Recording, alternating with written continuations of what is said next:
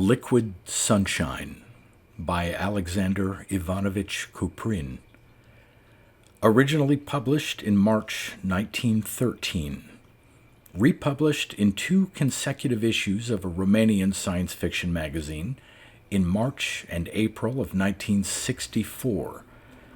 First translated to English by Leland Fetzer for his anthology entitled Pre-Revolutionary Russian Science Fiction in 1982. 3 subsequent anthologies came shortly thereafter. The Science Fiction Century in 1997, the Mammoth Book of 20th Century Science Fiction, Volume 2 in 2004, and the Science Fiction Century, Volume 2 in 2006. A French-language collection of the author's work entitled The Liquid Sun and Other Fantastic Tales was published in 2013. Read by Darrell T. Smith II for my channel, Quasar Spectra. Liquid Sunshine. I, Henry Dibble, turn to the truthful exposition of certain important and extraordinary events in my life with the greatest concern and absolutely understandable hesitation. Much of what I find essential to put to paper will, without doubt, arouse astonishment, doubt, and even disbelief in the future reader of my account. For this I have long been prepared, and I find such an attitude to my memoirs completely plausible and logical. I must myself admit that even to me those years spent in part in travel and in part on the 6,000-foot summit of the volcano Cayamba in the South American Republic of Ecuador often seem not to have been actual events in my life, but only a strange and fantastic dream or the ravings of a transient cataclysmic madness. But the absence of 4 fingers on my left hand, recurring headaches, and the eye ailment which goes by the common name of night blindness, these incontrovertible phenomena compel me to believe that I was, in fact, a witness to the most astonishing events in world history. And finally, it is not madness, not a dream, not a delusion, that punctually, 3 times a year, from the firm E. Nideston & Son, 451 Regent Street, I receive £400 sterling. This allowance was generously left to me by my teacher and patron, one of the greatest men in all of human history, who perished in the terrible wreck of the Mexican schooner Gonzales. I completed studies in the mathematical department with special studies in physics and chemistry at the Royal University in the year. That, too, is yet another persistent reminder of my adventures. In addition to the fact that a pulley or a chain took the fingers of my left hand at the time of the catastrophe, in addition to the damage to my optic nerves, etc., as I fell into the sea, I received, not knowing when nor how, a sharp blow on the right upper quarter of my skull. That blow left hardly any external sign, but it is strangely reflected in my mind, specifically in my powers of recall. I can remember well words, faces, localities, sounds, and the sequence of events, but I've forgotten forever all numbers and personal names, addresses, telephone numbers, and historical dates. The years, months, and days which marked my personal life have disappeared without a trace. Scientific formulae, although I am able to deal with them without difficulty in logical fashion, have fled, and both the names of those I have known and know now have disappeared, and this circumstance is very painful to me. Unfortunately, I did not then maintain a diary, but 2 or 3 notebooks which have survived, and a few old letters aid me to a certain degree to orient myself. Briefly, I completed my studies and received the title Master of Physics 2, 3, 4, or perhaps even 5 years before the beginning of the 20th century. Precisely at that time, the husband of my elder sister, Maud, A farmer of Norfolk who periodically had loaned me material support and, even more important, moral support, took ill and died. He firmly believed that I would continue my scientific career at one of the English universities, and that in time I would shine as a luminary to cast a ray of glory on his modest family. He was healthy, sanguine, strong as a bull, could drink, write a verse, and box. A lad in the spirit of good old merry England. He died as the result of a stroke one night after consuming 1/4 of a Berkshire mutton roast, which he seasoned with a strong sauce, a bottle of whiskey, and 2 gallons of Scotch light beer. His predictions and expectations were not fulfilled. I did not join the scientific ranks. Even more, I was not fortunate enough to find the position of a teacher or a tutor in a private or public school. Rather, I fell into the vicious, implacable, furious, cold, wearisome world of failure. Oh, who besides the rare spoiled darlings has not known and felt on his shoulders this stupid, ridiculous, blind blow of fate? But it abused me for too lengthy a time. Neither at factories nor at scientific agencies. Nowhere could I find a place for myself. Usually I arrived too late. The position was already taken. In many cases I became convinced that I had fallen into some dark and suspicious conspiracy. Even more often I was paid nothing for 2 or 3 months of labor and thrown onto the street like a kitten. One cannot say that I was excessively indecisive, shy, unenterprising, or, on the other hand, sensitive, vain, or refractory. No, it was simply that the circumstances of life were against me. But I was, above all, an Englishman, and I held myself as a gentleman and a representative of the greatest nation in the world. The thought of suicide in this terrible period of my life never came to mind.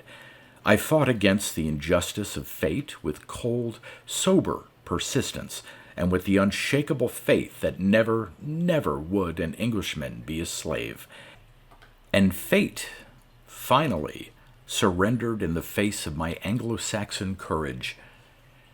I lived then in the most squalid of all the squalid lanes in Bethnal Green, in the god-forsaken East End, dwelling behind a chintz curtain in the home of a dock worker, a coal hauler. I paid him 4 shillings a month for the place, and in addition I helped his wife with the cooking, taught his 3 oldest children to read and write, and also scrubbed the kitchen and the back stairs. My hosts always cordially invited me to eat with them, but I had decided not to burden their beggar's budget. I dined rather in the dark basement, and God knows how many cats, dogs, and horses' lives lay on my black conscience. But my landlord, Mr. John Johnson, requited my natural tact with attentiveness. When there was much work on the East End docks and not enough workmen, and the wages reached extraordinary heights, he always managed to find a place for me to load heavy cargoes, where, with no difficulty, I could earn 8 or 10 shillings in a day. It was unfortunate that this handsome, kind, and religious man became intoxicated every Sunday without fail, and when he did so, he displayed a great inclination toward fisticuffs.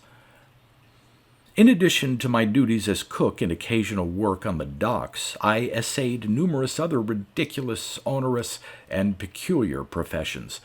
I helped clip poodles and cut the tails from fox terriers, clerked in a sausage store when its owner was absent, catalogued old libraries, counted the earnings at horse races, at times gave lessons in mathematics, psychology, fencing, theology, and even dancing, copied off the most tedious reports and infantile stories, watched coach horses when the drivers were eating ham and drinking beer. Once in uniform, I spread rugs and raked the sand between acts in a circus, worked as a sandwich man, and even fought as boxer. A middleweight, translated from German to English and vice versa, composed tombstone inscriptions. And what else did I not do? To be candid, thanks to my inexhaustible energy and temperate habits, I was never in particular need. I had a stomach like a camel. I weighed 150 pounds without my clothes, had good hands, slept well, and was cheerful in temperament. I had so adjusted to poverty and to its unavoidable deprivations that occasionally I could not only send a little money to my younger sister Esther, who had been abandoned in Dublin with her 2 children by her Irish husband, an actor, a drunkard, a liar, a tramp, and a rake, but I also followed the sciences and public life closely, read newspapers and scholarly journals, bought used books, and belonged to rental libraries. I even managed to make 2 minor inventions: a very cheap device which would warn a railroad engineer in fog or snow of a closed switch ahead, and an unusual, long-lasting welding flame which burned hydrogen. I must say that I did not enjoy the income from these inventions. Others did. But I remained true to science, like a knight to his lady, and I never abandoned the belief that the time would come when my beloved would summon me to her chamber with her bright smile. That smile shone upon me in the most unexpected and commonplace fashion. One foggy autumn morning, my landlord, the good Mr. Johnson, went to a neighboring shop for hot water and milk for his children. He returned with a radiant face, the odor of whiskey on his breath, and a newspaper in his hand. He gave me the newspaper, still damp and smelling of ink, and pointing out an entry marked with a line from the edge of his dirty nail, exclaimed, "Look, old man, as easy as I can tell anthracite from coke, I know that these lines are for you, lad." I read, not without interest, the following announcement.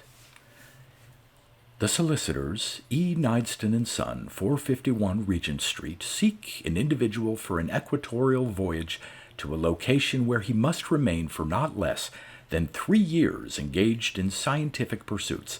Conditions: age 22 to 30 years, English citizenship, faultless health, discreet, sober, and forbearing.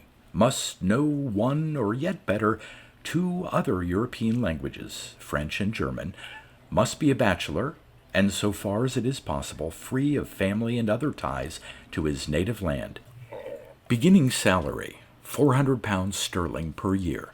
A university education is desirable, and in particular a gentleman knowing theoretical and applied chemistry and physics has an advantage in obtaining the position.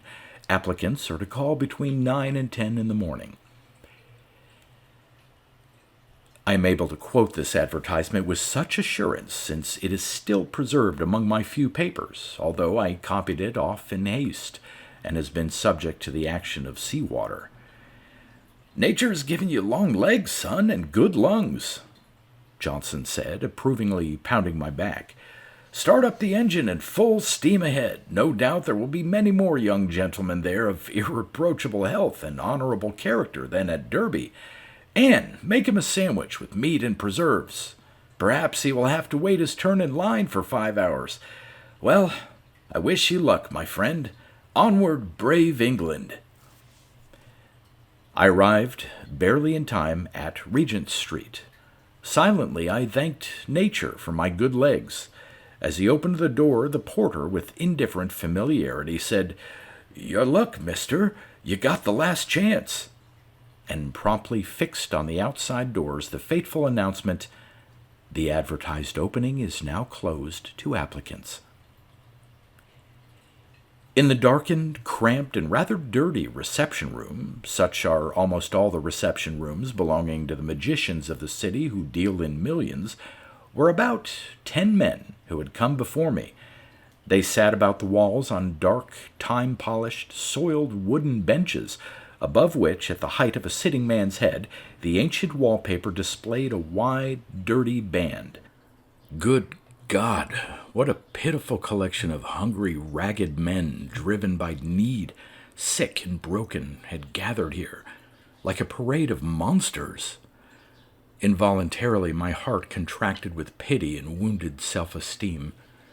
Sallow faces, averted, malicious, envious, suspicious glances from under lowered brows, trembling hands, tatters, the smell of poverty, cheap tobacco, and fumes of alcohol long since drunk. Some of these young gentlemen were not yet 17 years of age, while others were past 50. One after another, like pale shades, they drifted into the office and returned from there, looking like drowned men only lately removed from the water. I felt both sickened and ashamed to admit to myself that I was infinitely healthier and stronger than all of them taken together. Finally, my turn came. Someone invisible opened the door from the other side and shouted abruptly and disgustedly in an exasperated voice, "Number 18, and Allah be praised, the last!" I entered the office, nearly as neglected as the reception room, different only that it was papered in peeling checked paper. It had 2 side chairs, a couch, and 2 easy chairs, on which sat 2 middle-aged gentlemen of apparently the same medium height, but the elder of the 2, in a long coat, was slim, swarthy, and seemingly stern, while the other, dressed in a new jacket with silken lapels, was fair, plump, blue-eyed, and sat at his ease, one leg placed upon the other. I gave my name and bowed, not deeply, but respectfully. Then, seeing that I was not to be offered a seat, I was at the point of taking a place on the couch. "Wait," said the swarthy one. "First remove your coat and vest. There is a doctor here who will examine you." I remembered the clause in the advertisement which referred to irreproachable health, and I silently removed my outer garments. The florid, stout man lazily freed himself from his chair, and placing his arms around me, he pressed his ear to my chest. "Well, at least we have one with clean linen," he said casually. He listened to my lungs and heart, tapped my spine and chest with his fingers, sat me down and checked the reflexes of my knees, and finally said lazily, "As fit as a fiddle. He hasn't eaten too well recently, however, but that is nothing, and all that is required is 2 weeks of good food. To his good fortune, I find no traces of exhaustion from overindulgences in athletics, as is common among our young men. In a word, Mr. Nideston, I present you a gentleman, a fortunate, almost perfect example of the healthy Anglo-Saxon race. May I assume that I am no longer needed?" "You are free, doctor," said the solicitor. "But can you, may I be assured, visit us tomorrow morning if I require your professional advice?" "Oh, Mr. Nideston, I'm always at your service." When we were alone, the solicitor sat opposite me and peered intently into my face. He had little sharp eyes, the color of a coffee bean, with quite yellow whites. Every now and then, when he looked directly at you, it seemed as though diminutive, sharp, and bright needles issued from those tiny blue pupils. "Let us talk," he said abruptly. "Your name, origins, and place of birth?" I answered him in the same expressionless and laconic fashion. "Education?" "The Royal University." "Subject of study?" "Department of Mathematics, in particular physics." "Foreign languages?" "I know German comparatively well. I understand when French is not spoken too rapidly. I can put together a few score essential expressions, and I read it without difficulty." "Relatives and their social position?" "Is that of any importance to you, Mr. Nideston?" "To me, of supreme unimportance, but I act in the interests of a third party." I described the situations of my 2 sisters. During my speech, he attentively inspected his nails and then threw 2 needles at me from his eyes, asking, "Do you drink, and how much?" "Sometimes at dinner I drink a half pint of beer." "A bachelor?" "Yes, sir."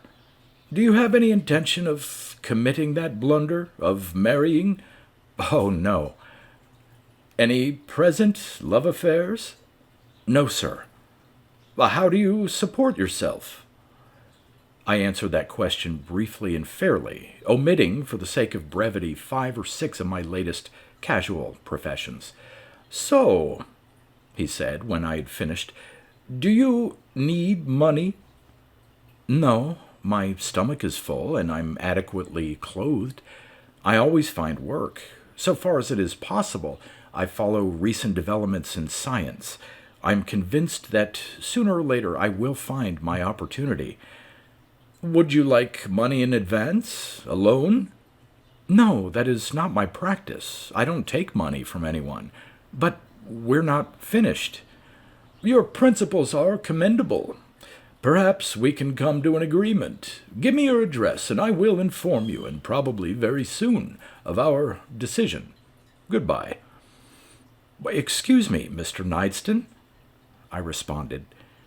I have answered all your questions, even the most delicate, with complete candor. May I ask you one question? Please. What is the purpose of the journey? Oh, are you concerned about that? We may assume that I am. The purpose of the journey is purely scientific. Well, that is not an adequate answer. Not adequate? Mr. Knightston abruptly shouted at me, and his coffee eyes poured out sheaves of needles. Not adequate? Do you have the insolence to assume that the firm of Knightston and Son, now in existence for 150 years, and respected by all of England's commercial establishments, would suggest anything dishonorable or which might compromise you, or that we would undertake any enterprise without possessing reliable guarantees beforehand that it is unconditionally legal? Oh, sir, I have no doubt of that, I responded in confusion. Very well, then, he interrupted me and immediately became tranquil, like a stormy sea spread with oil. But, you see, first of all, I am bound by the proviso that you not be informed of any substantial details of the journey until you are aboard the steamship out of Southampton. Bound where? I asked suddenly. For the time being, I cannot tell you, and secondly, the purpose of your journey, if indeed it comes to pass, is not completely clear, even to me. Strange, said I. Passing strange, the solicitor willingly agreed. But I may also inform you, if you so desire, that I will be fantastic, grandiose, unprecedented, splendid, and audacious to the point of madness. Now it was my turn to say, and this I did with a certain restraint. Wait, Mr. Knightston exclaimed with sudden fervor. You are young. I am 25 or 30 years older than you. You are not at all astonished by many of the greatest accomplishments of the human mind. But if, when I was your age, someone had predicted that I would work in the evenings by the light of invisible electricity, which flowed through wires, or that I would converse with an acquaintance at a distance of 80 miles, that I would see moving, laughing human figures on a screen, that I would send telegraph messages without the benefit of wires, and so on, then I would have waged my honor, my freedom, my career against 1 pint of bad London beer that I was confronted with a madman.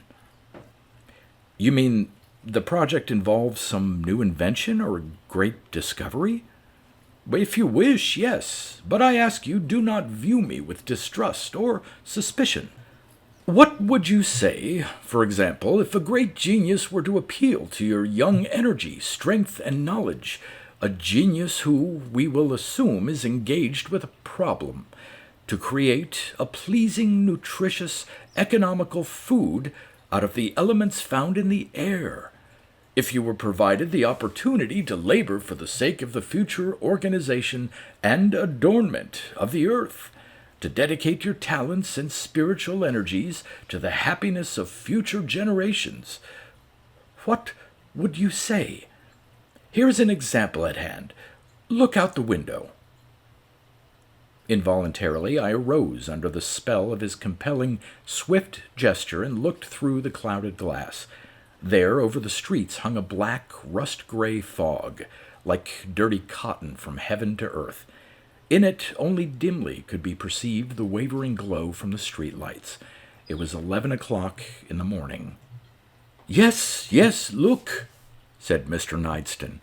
"Look carefully.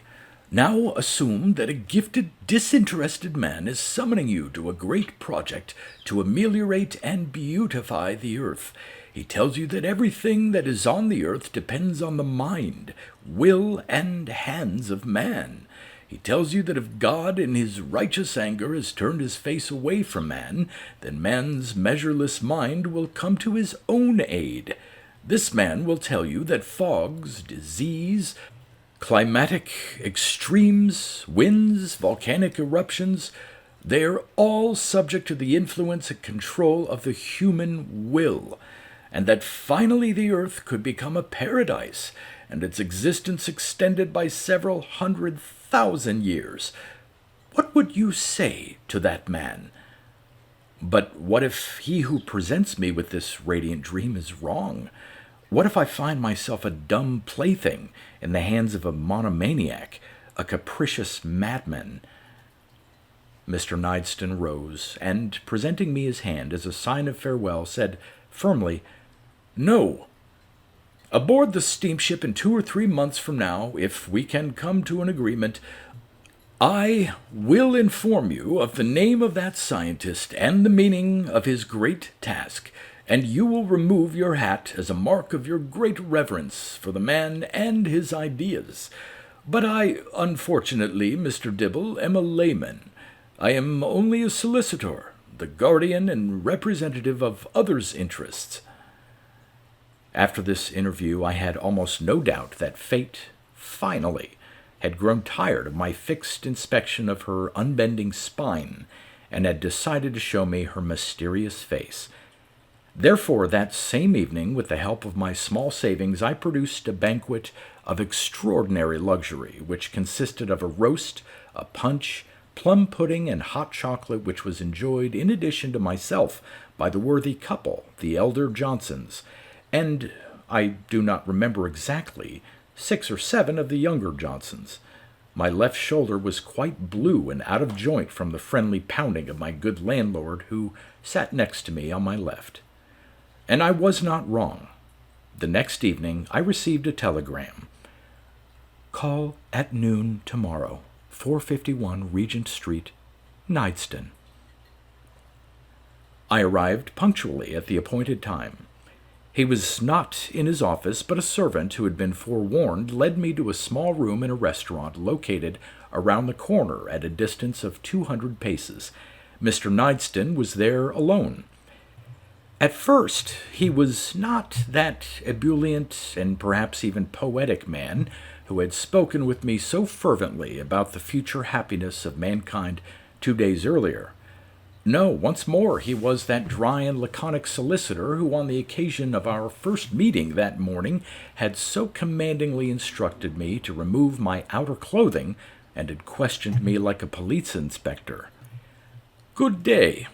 Sit down," he said, indicating a chair. "It is my lunch hour, a time I have at my disposal.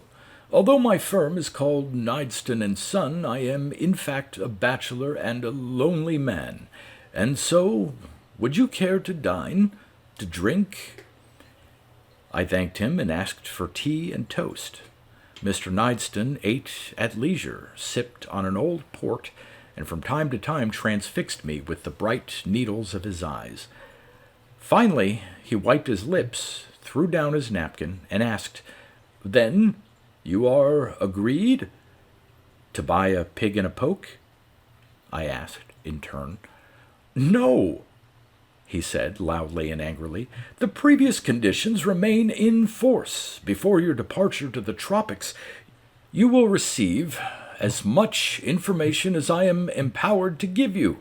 If this is not satisfactory, you may, on your part, refuse to sign the contract, and I will pay you a recompense for the time which you have employed in fruitless conversations with me."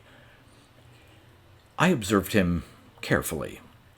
At that moment he was engaged in an effort to crack 2 nuts, the right hand enveloping the knuckles of the left. The sharp needles of his eyes were concealed behind the curtain of his brows, and suddenly, as though in a moment of illumination, I perceived all the soul of that man, the strange soul of a formalist and a gambler, the narrow specialist, and an extraordinarily expansive temperament, the slave of his counting-house traditions, and at the same time a secret searcher for adventures, a pettifogger ready for 2 pennies to put his opponent in prison for a long sentence, and at the same time an eccentric capable of sacrificing the wealth acquired in dozens of years of unbroken labor for the sake of the shadow of a beautiful idea.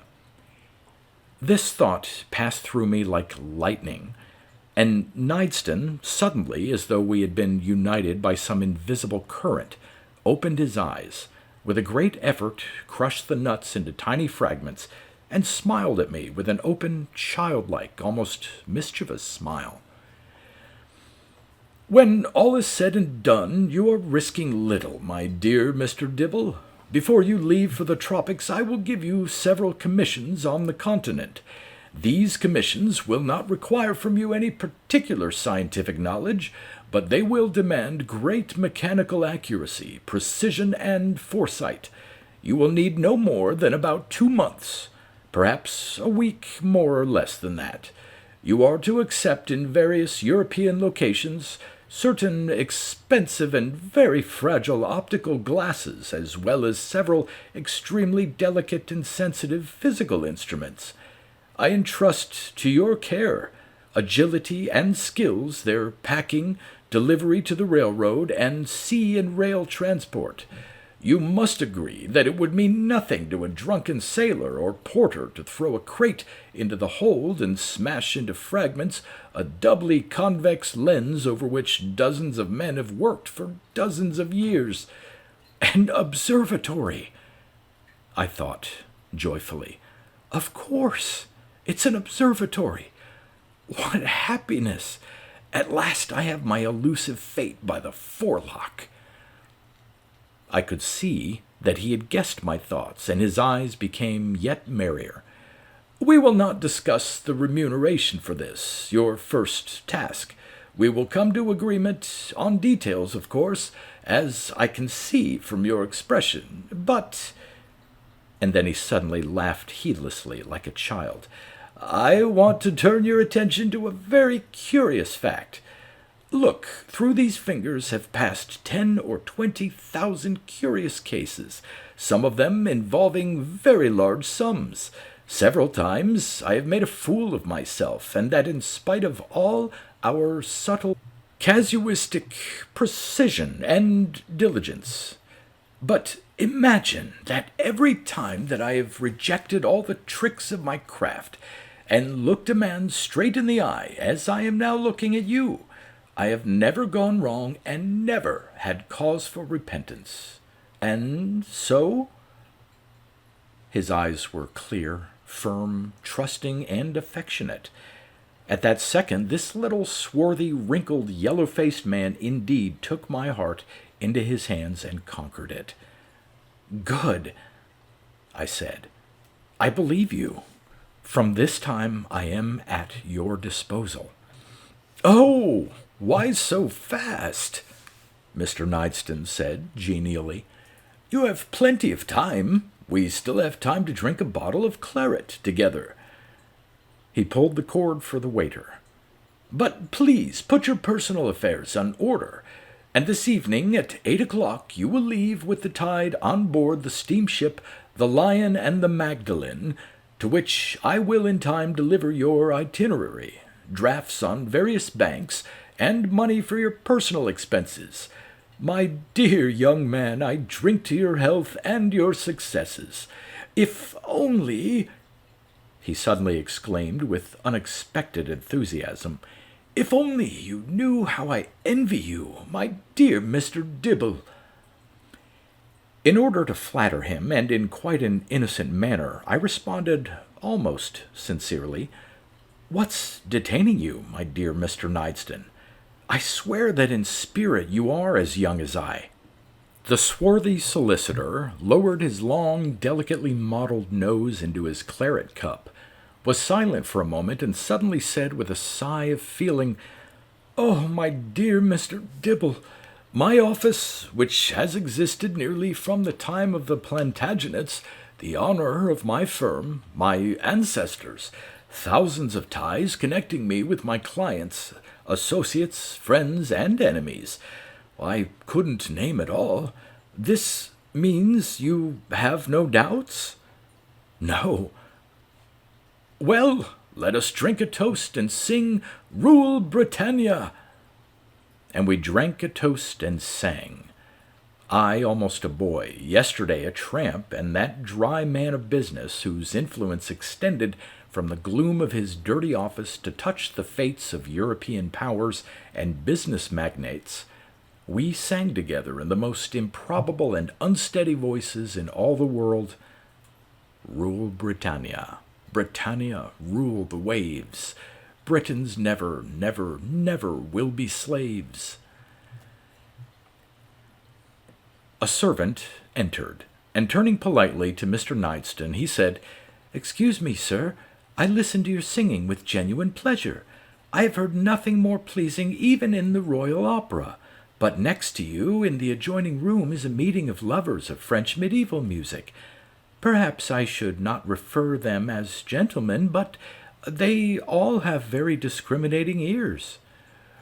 "You are no doubt correct," the solicitor answered gently, "and therefore I ask you to accept as a keepsake this round yellow object with the likeness of our good king." Here is a brief list of the cities and the laboratories which I visited after I crossed the Channel. I copy them out in entirety from my notebook. The Pragamau concern in Paris, Repsold in Hamburg, Zeiss, Schott Brothers, and Schlopf in Jena. In Munich, the Fraunhofer concern and the Wittschneider Optical Institute, and also the Merz laboratory there. Schick in Berlin, and also Benneck in Bassermann, and also, not distant in Potsdam, the superb branch of the Pragamau concern, which operates in conjunction with the essential and enlightened support of Dr. E. Hartnack. The itinerary composed by Mr. Knightston was extraordinarily precise, and included train schedules and the addresses of inexpensive but comfortable English hotels. He had drawn it up in his own hand. And here, too, one was aware of his strange and unpredictable character.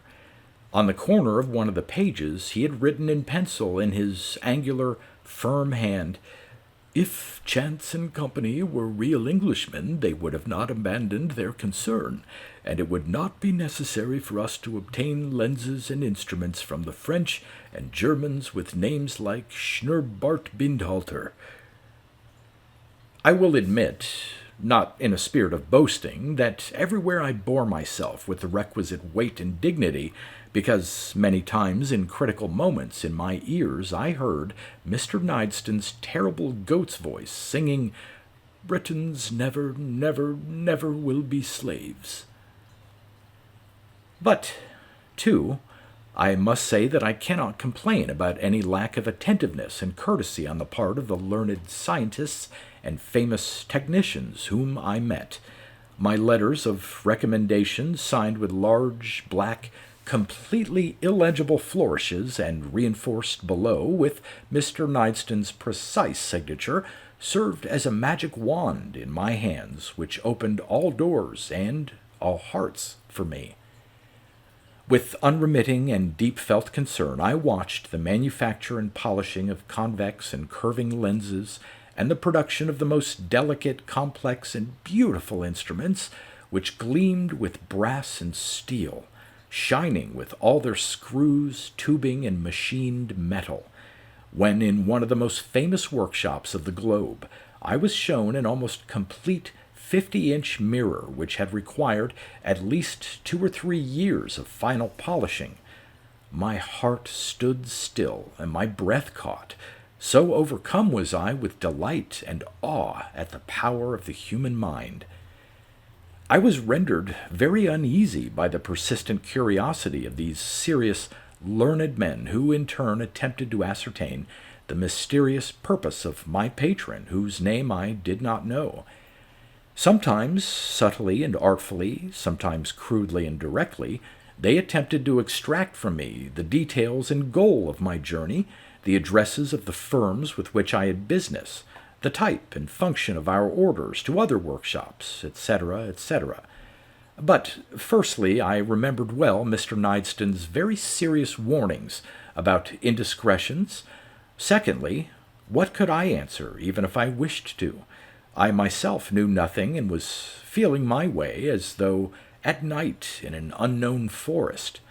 I was accepting, after verifying drawings and calculations, some kind of strange optical glasses, metal tubing of various sizes, calculators, small-scale propellers, miniaturized cylinders, shutters, heavy glass retorts of a strange form, pressure gauges, hydraulic presses, a host of electrical devices which I had never seen before, several powerful microscopes, 3 chronometers, and 2 underwater diving suits with helmets. One thing became obvious to me. The strange enterprise which I served had nothing to do with the construction of an observatory, and on the basis of the objects which I was accepting, I found it absolutely impossible to guess the purpose which they were to serve. My only concern was to ensure that they were packed with great care, and I constantly devised ingenious devices which protected them from vibrations, concussion, and deformation. I freed myself from impertinent questions by suddenly falling silent, and not saying a word. I would look with stony eyes directly at the face of my interrogator. But one time I was compelled to resort to very persuasive eloquence. A fat, insolent Prussian dared to offer me a bribe of 2,000 marks if I would reveal to him the secret of our enterprise. This happened in Berlin, in my own room on the 4th floor of my hotel. I succinctly and sternly informed that stout, insolent creature that he spoke with an English gentleman. He neighed like a percheron, slapped me familiarly on the back, and exclaimed, "Oh, come now, my good man. Let's forget these jokes. We both understand what they mean. Do you think that I have not offered you enough? But we, like intelligent men of the world, can come to an agreement, I'm sure." His vulgar tone and crude gestures displeased me inordinately. I opened the great window of my room, and pointing below at the pavement, I said firmly, "One word more, and you will not find it necessary to employ the elevator to leave this floor. 1, 2, 3. Pale, cowed, and enraged, he cursed hoarsely in his harsh Berlin accent, and on his way out slammed the door so hard that the floor of my apartment trembled, and objects leaped upon the table. My last visit on the continent was to Amsterdam. There I was to transmit my letters of recommendation to the 2 owners of 2 world-famous diamond-cutting firms, Maas and Daniels, respectively. They were intelligent, polite, dignified, and skeptical Jews. When I visited them in turn, Daniels first of all said to me slyly, "Of course you have a commission also for Mr. Maas." And Maas, as soon as he read the letter addressed to him, said with a query in his voice, "You have no doubt spoken with Mr. Daniels?" Both of them displayed the greatest reserve and suspicion in their relations with me.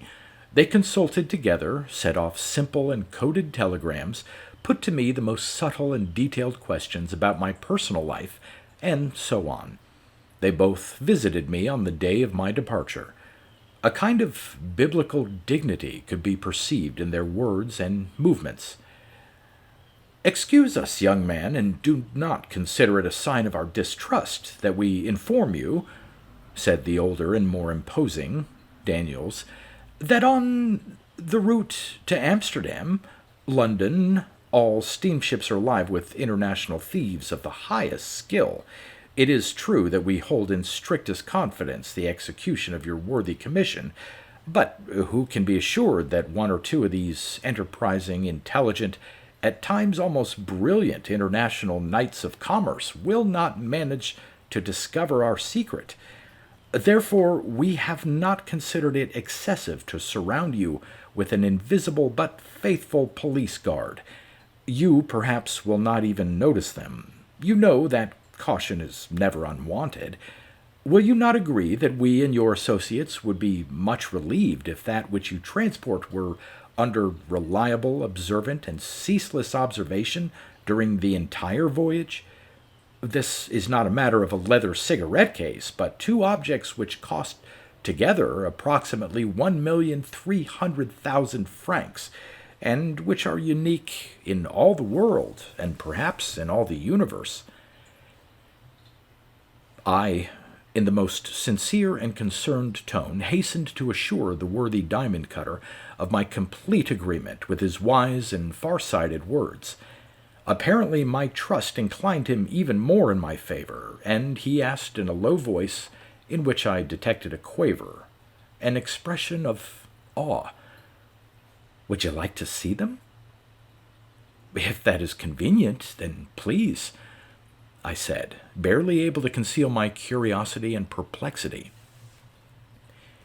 Both the Jews, almost simultaneously, with the expression of priests performing a holy ritual, took out the side pockets of their long frock coats two small boxes.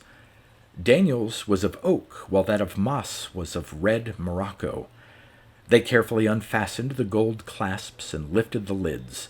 Both boxes were lined in white velvet, and at first to me they appeared to be empty. It was only when I had bent close over them and looked closely that I saw two round, convex, totally colorless lenses of extraordinary purity and transparency, which would have been almost invisible, except for their delicate, round, precise outlines. "Astonishing workmanship!" I exclaimed ecstatically. "Undoubtedly, the polishing of glass in this manner must have required much expenditure of time." "Young man," said Daniels in a startled whisper, "they're not glass, they're two diamonds. The one from my shop weighs 30½ carats, and the diamond of Mr. Mas in all weighs 74 carats. I was so stunned that I lost my usual composure. Diamonds? Diamonds cut into spheres?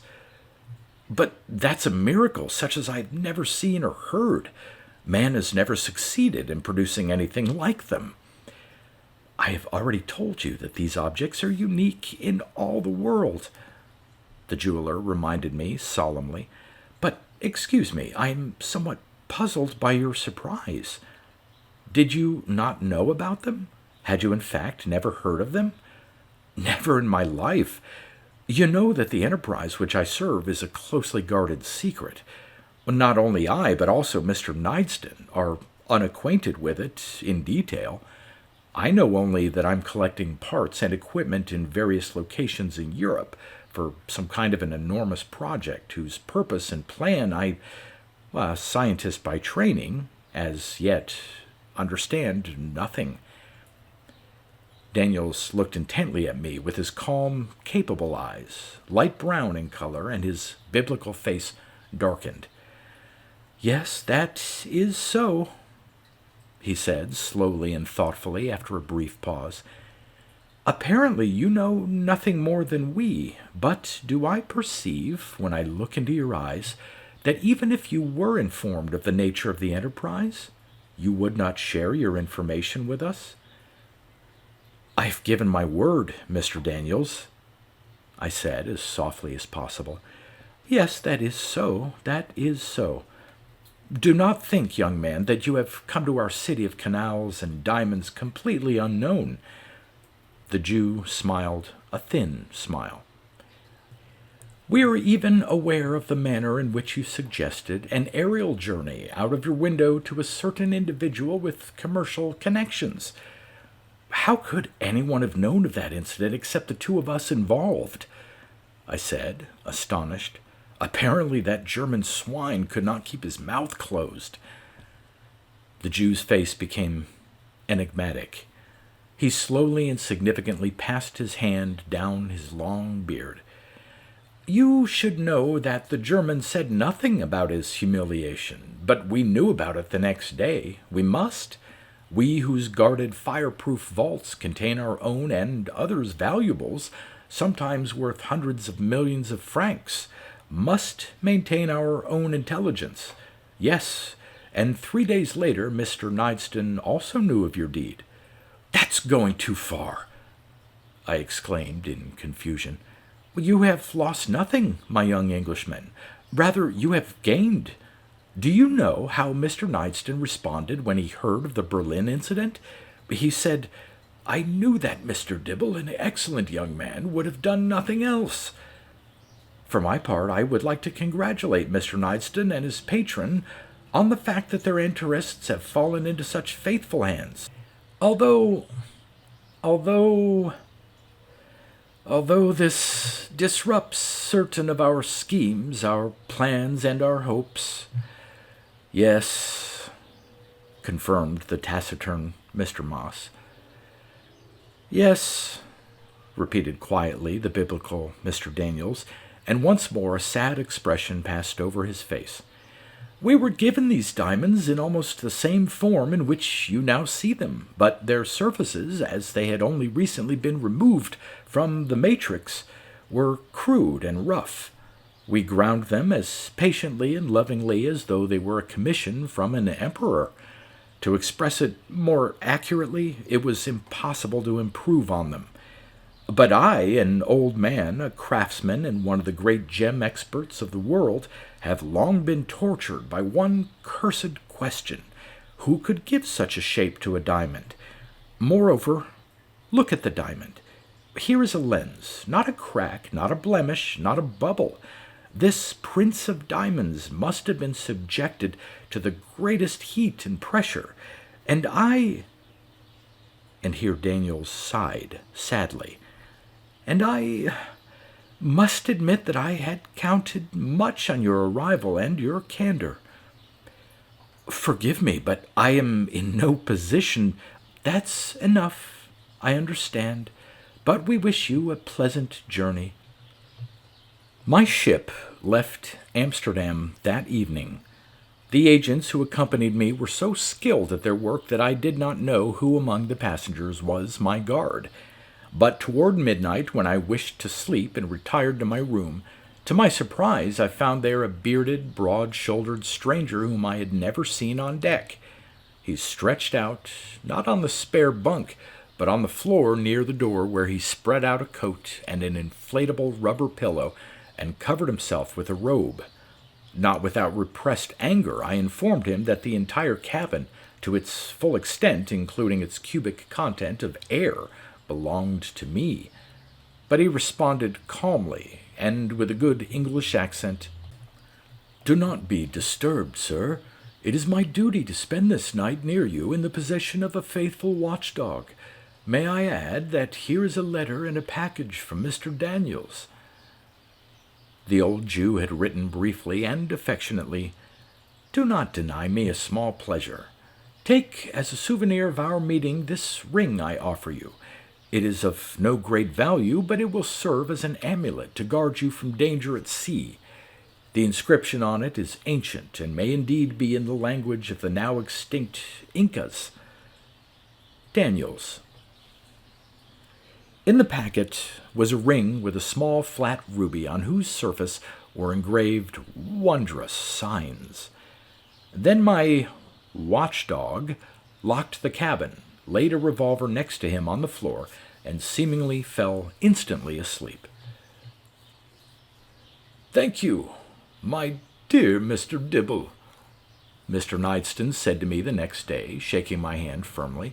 You have excellently fulfilled all your commissions, which were at times difficult enough, employed your time well, and in addition have borne yourself with dignity. Now you may rest for a week and divert yourself as you wish. Sunday morning we shall dine together, and then leave for Southampton, and on Monday morning you will be at sea aboard the Southern Cross, a splendid steamer.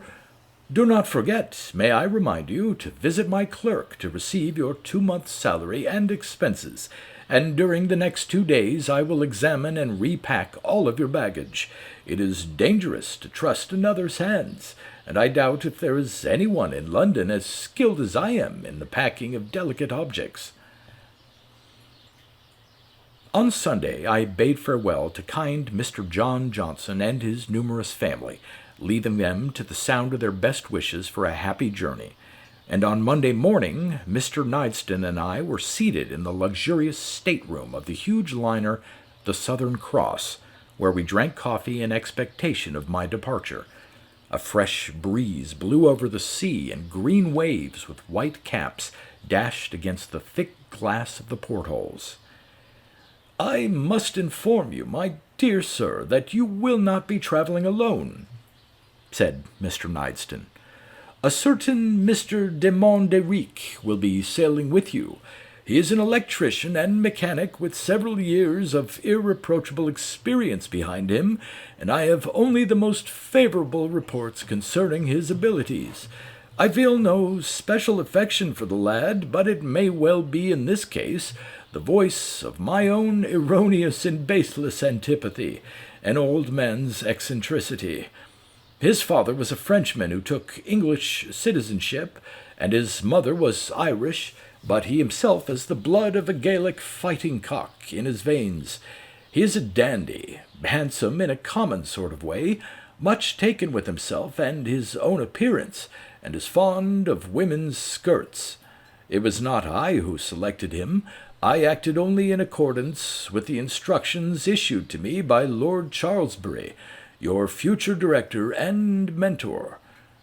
De Monderic will arrive in 20 or 25 minutes with the morning train from Cardiff, and we shall speak with him. At any rate, I advise you to establish good relations with him. Whether you like it or not, you must live 3 or 4 years at his side on God knows what desert, at the equator, on the summit of the extinct volcano Cayamba, where you, white men, will be only 5 or 6, while all the others will be Negroes, mestizos, Indians, and others of their ilk. Are you perhaps frightened at such a prospect? Remember, the choice is yours to make.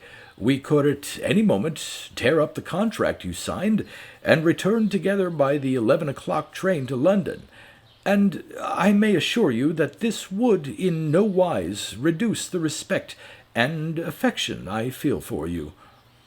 No, my dear Mr. Nideston, I see myself already on Cayamba, I said with laughter. I yearn for regular employment, particularly if it involves science, and when I think of it I lick my chops like a starveling in front of a Whitechapel sausage shop. I hope that my work will be interesting enough that I will not become bored and involved in petty concerns and personal differences. Oh, my dear sir, you will have much beautiful and lofty labor before you complete your scheme. The time has come to be open with you, and I will enlighten you on some matters of which I am informed. Lord Charlesbury has been laboring now 9 years on a plan of unheard-of dimensions. He has decided, at any costs, to accomplish the transformation of the sun's rays into a gas, and what is more, to compress that gas to an extraordinary degree at terribly low temperatures under colossal pressures into liquid form. If God grants him the power of completing his plan, then his discovery will have enormous consequences. Enormous, I repeated softly, subdued and awed by Mr. Nideston's words. That is all I know, said the solicitor. No, I also know from a personal letter from Lord Charlesbury that he is closer than ever to the successful completion of his work, and less than ever has any doubts about the rapid solution of his problem. I must tell you, my dear friend, that Lord Charlesbury is one of the great men of science, one of few touched with genius. In addition, he is a genuine aristocrat, both in birth and in spirit, an unselfish and self-denying friend of mankind, a patient and considerate teacher, a charming conversationalist, and a faithful friend. He is, moreover, the possessor of such attractive spiritual beauty that all hearts are attracted to him. But here is your traveling companion coming up the gangplank now," Mr. Knightston said, breaking off his enthusiastic speech. "Take this envelope.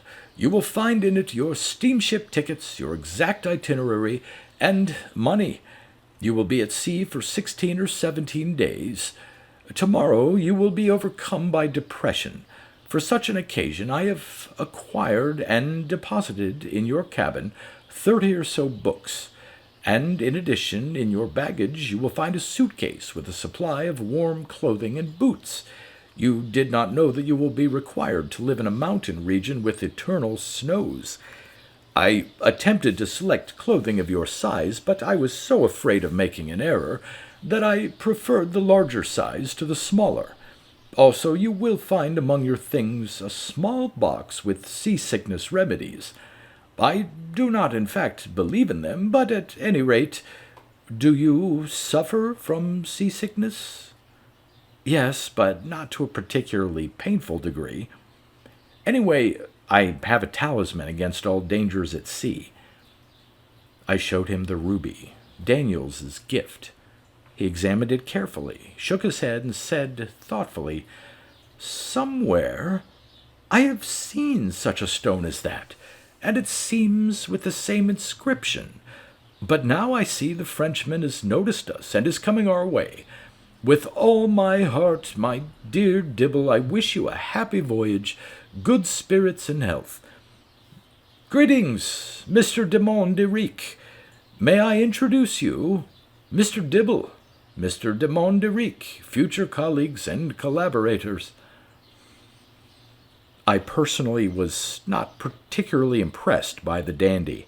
He was tall, slender, effete, and sleek, with a kind of grace in his movements, an indolent and flexible strength, such as we see in the great cats. He reminded me first of all of a Levantine with his beautiful velvety dark eyes and small gleaming black mustache, which was carefully trimmed over his classic pink mouth. We exchanged a few insignificant and polite phrases, but at that moment a bell rang above us and a whistle sounded, shaking the deck with its full, powerful voice. The ship's whistle.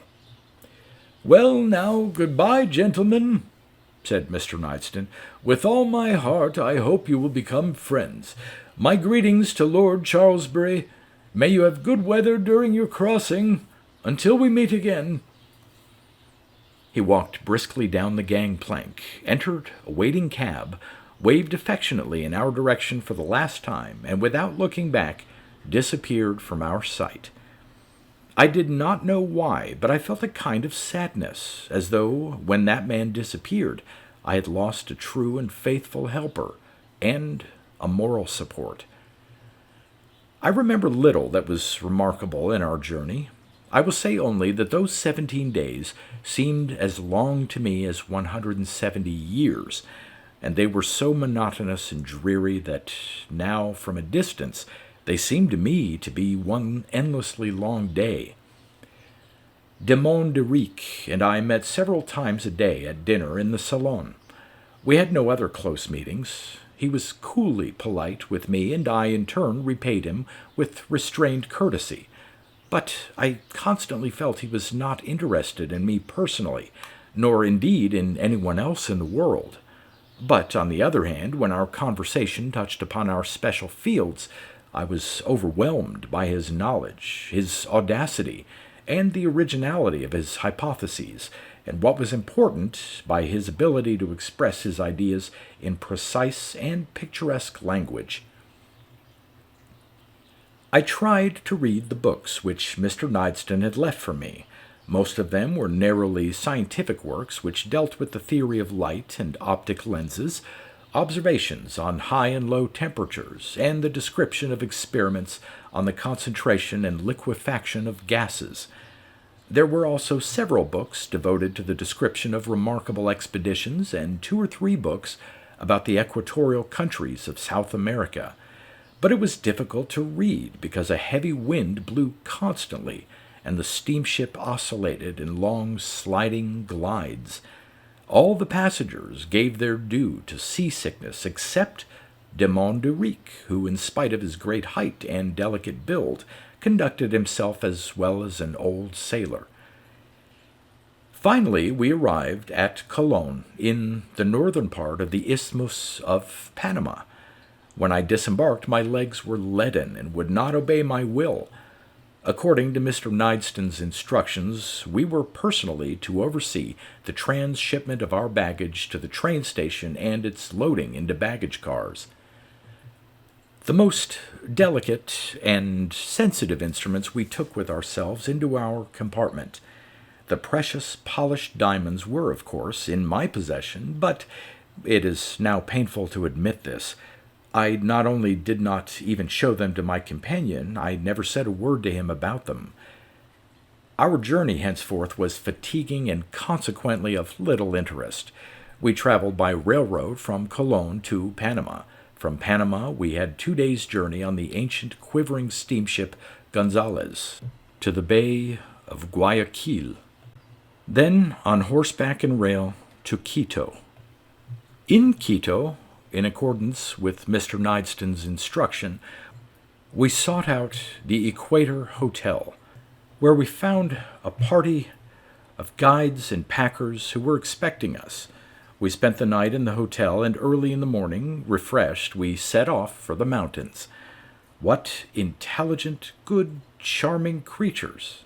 The mules, with their bells tinkling steadily, shaking their heads decorated with rings and plumes, carefully stepping on the uneven country roads with their long, tumbler-shaped hooves, they calmly proceeded along the rim of the abyss over such defiles that involuntarily you closed your eyes and held to the horn of the high saddle. We reached the snow about 5 that evening. The road widened and became level. It was obvious that people of a high civilization had labored over it. The sharp turns were always paralleled with a low stone barrier. At 6 o'clock, when we had passed through a short tunnel, we suddenly saw residences before us, several low white buildings over which proudly rose a white tower which resembled a Byzantine church spire or an observatory. Still higher into the sky rose iron and brick chimneys. A quarter of an hour later we arrived at our destination. Out of a door belonging to a house, larger and more spacious than the rest, emerged to meet us a tall, thin old man with a long, irreproachably white beard. He said he was Lord Charlesbury, and greeted us with unfeigned kindness. It was hard to know his age from his appearance, 50 or 75. His large, slightly protuberant blue eyes, the eyes of a pure Englishman, were as clear as a lad's, shining and penetrating. The clasp of his hand was firm, warm, and open, and his high, broad forehead was notable for its delicate and noble lines. And as I admired his slender, beautiful face and responded to his handshake, it clearly seemed to me that one time long ago I had seen his visage, and many times I had heard his name. "I am infinitely pleased at your arrival," said Lord Charlesbury, climbing up the stairs with us. "Was your journey a pleasant one? And how is the good Mr. Nideston?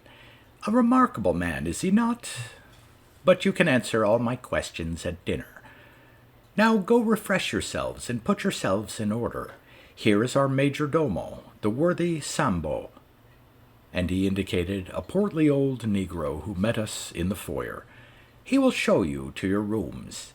We dine punctually at 7, and Sambo will inform you of our remaining schedule." The worthy Sambo, very politely, but without a shadow of servile ingratiation, took us to a small house nearby.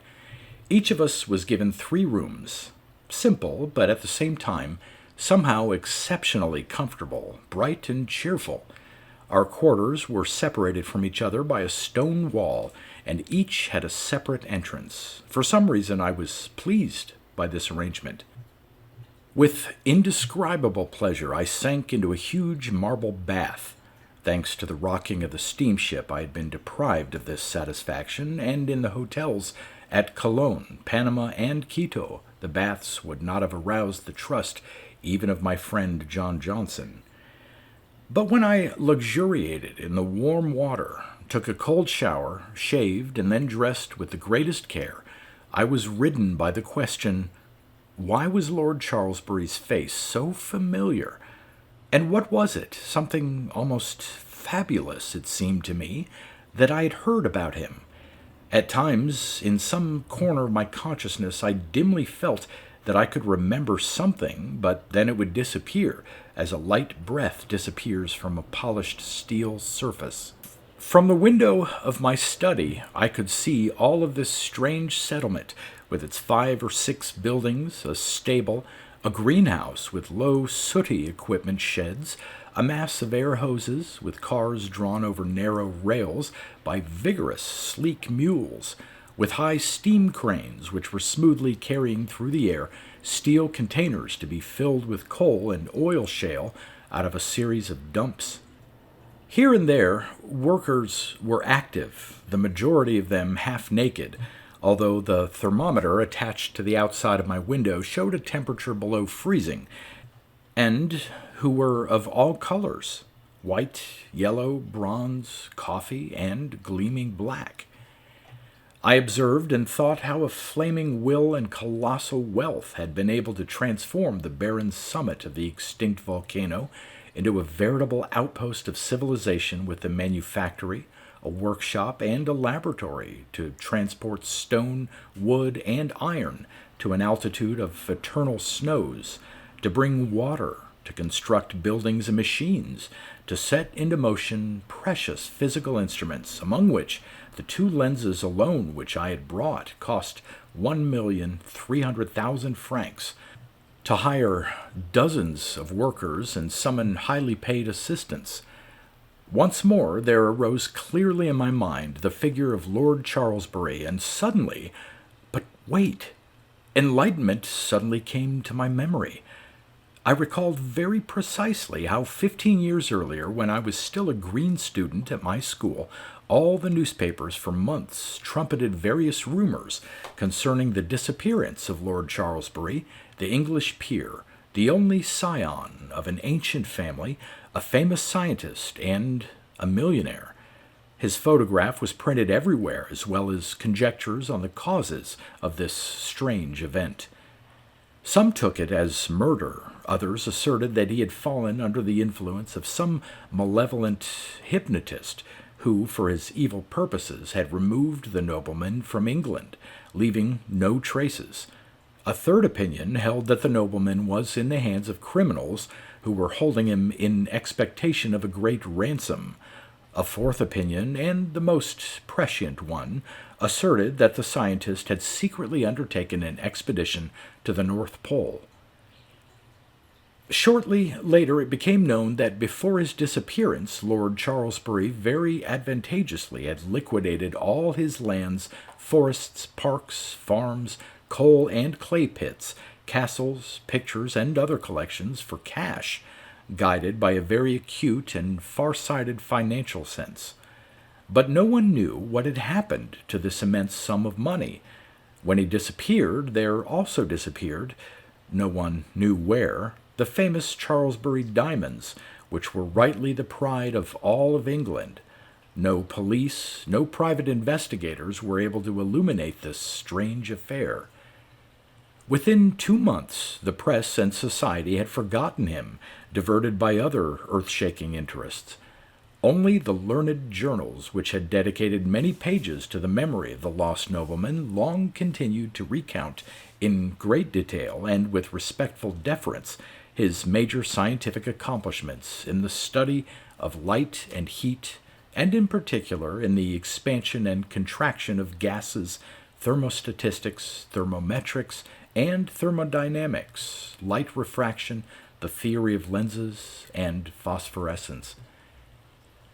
Outside resounded the drawn-out, doleful sound of a gong, and then almost immediately someone knocked on my door, and then entered a little cheerful Negro lad, as active as a monkey, who, bowing to me with a friendly smile, reported, "Mister, I have been appointed by Lord Charlesbury to be at your service.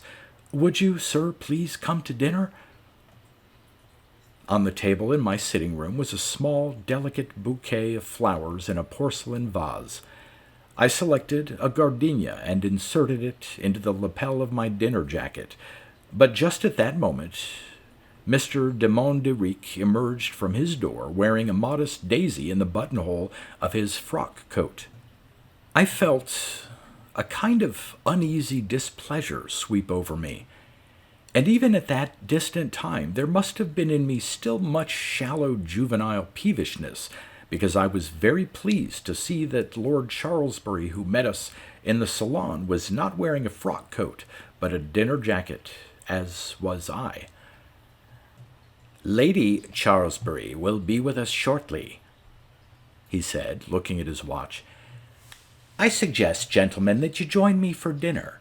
During the dinner and afterwards there will be 2 or 3 hours of free time to converse about business or whatever. May I add that there is a library, skittles, a billiard room, and a smoking room here at your disposal. I ask you to utilize them at your discretion, as with everything I possess here. I leave you complete freedom as to breakfast and lunch, and this is true also of dinner. But I know how valuable and fruitful is women's company for young Englishmen, and therefore—" He rose and indicated the door, through which at that moment entered a slender, young, golden-haired woman, escorted by another individual of the female sex, spare and sallow-dressed, all in black. "And therefore, Lady Charlesbury, I have the honor and the pleasure of introducing to you my future colleagues and, I hope, my friends, Mr. Dibble and Mr. de Monderique. Miss Sutton," he said, addressing his wife's faded companion. Later I discovered she was a distant relative and companion of Lady Charlesbury. "This is Mr. Dibble and Mr. de Monderique. Please share with them your kindness and attention." At dinner, which was both simple and refined, Lord Charlesbury revealed himself as a cordial host and a superb conversationalist. He inquired animatedly of political affairs, the latest journalistic and scientific news, and the health of one or another public figures. By the way, as strange as it may seem, he appeared to be better informed on these subjects than either of us. In addition, his wine cellar turned out to be above praise. From time to time I secretly glanced at Lady Charlesbury. She took hardly any part in the conversation, only lifting her dark lashes occasionally in the direction of the speaker. She was much younger, even very much younger, than her husband. Her pale face, untouched by any equatorial wren and distinguished by an unhealthy kind of beauty, was framed by thick golden hair, and she had dark, deep, serious, almost melancholy eyes. And all of her appearance, her attractive, very slim figure in white gauze, and delicate white hands with long, narrow fingers, were reminiscent of some rare and beautiful, but also perhaps poisonous and exotic flower grown without light in a moist, dark conservatory. But I also noticed that de Monderique, who sat opposite me during the meal, often turned an emotional and meaningful glance from his beautiful eyes on our hostess, a glance which persisted perhaps half a second longer than propriety permitted. I found myself disliking him more and more. His soft, well-groomed face and hands, his languid, sweet eyes, which seemed to conceal something, his confident posture, movements, and tone of voice. In my male opinion, he seemed repugnant, but I did not doubt for a moment that he possessed all the marks and attributes of an authentic, lifelong, cruel, and indifferent conqueror of women's hearts. After dinner, when everyone had left for the salon, and Mr. de Monderique had asked permission to retire to the smoking room, I gave the case with the diamonds to Lord Charlesbury, saying, "These are from Moss and Daniels in Amsterdam." "You carried them with you?" "Yes, sir." "And you did well. These 2 stones are more valuable to me than all my laboratory." He went to his study and returned with an 8-power glass. For a long time he carefully examined the diamonds under an electric lamp, and finally, returning them to the case, he said in a satisfied voice, although not without agitation, "The polishing is above reproach. They are ideally precise. This evening I will check their curved surfaces with instruments employed to measure lenses. Tomorrow morning, Mr. Dibble, we shall fix them into place. Until 10 o'clock I shall be occupied with your comrade, Mr. de Monderique, showing him his future laboratory, but at 10 I ask you to wait for me in your quarters. I shall come for you. Ah, my dear Mr. Dibble, I feel that together we shall advance our project, one of the greatest enterprises ever undertaken by that noble creature, Homo sapiens." When he said this, his eyes burned with a blue light, and his hands stroked the lid of the case, and his wife continued to watch him with her deep, dark, fathomless eyes. The next morning, promptly at 10 o'clock, my doorbell rang, and the smartly dressed Negro boy, bowing deeply, admitted Lord Charlesbury. "You are ready, I'm pleased to see," said my patron in greeting. "I examined the things you brought yesterday, and they all seem to be in excellent order. I thank you for your concern and diligence." "3/4 of that honor, if not more, is due to Mr. Nideston, sir." "Yes, a fine human being and a true friend," the nobleman said with a gracious smile.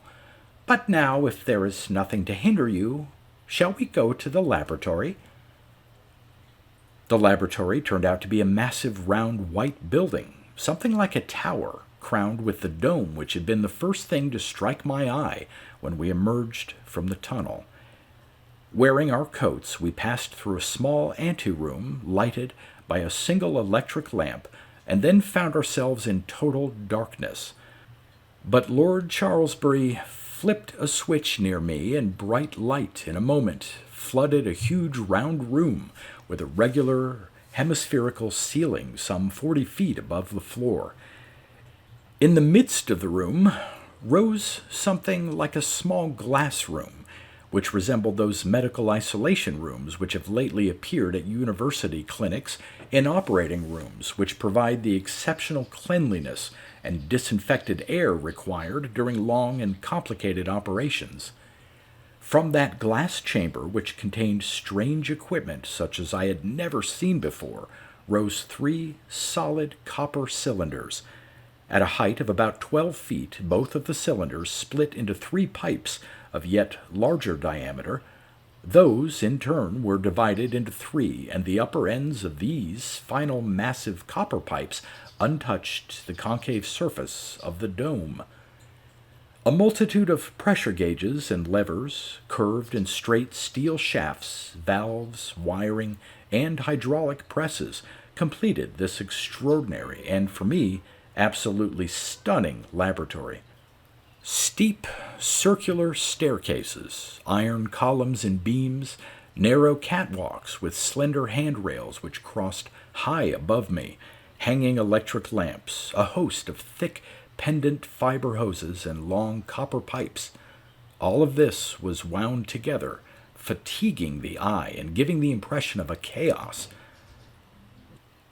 Surmising my state of mind, Lord Charlesbury said calmly, "When a person for the first time sees what is for him a strange mechanism, such as the workings of a watch or a sewing machine, he at first throws up his hands in despair at their complexity. When I, for the first time, saw the disassembled parts of a bicycle, it seemed to me that even the most ingenious mechanic in the world could not assemble them. But a week later I myself put them together and then disassembled them, astonished at the simplicity of its construction. Please listen to my explanations patiently. If at first you do not understand, do not hesitate to ask me as many questions as you wish. This will give me only pleasure.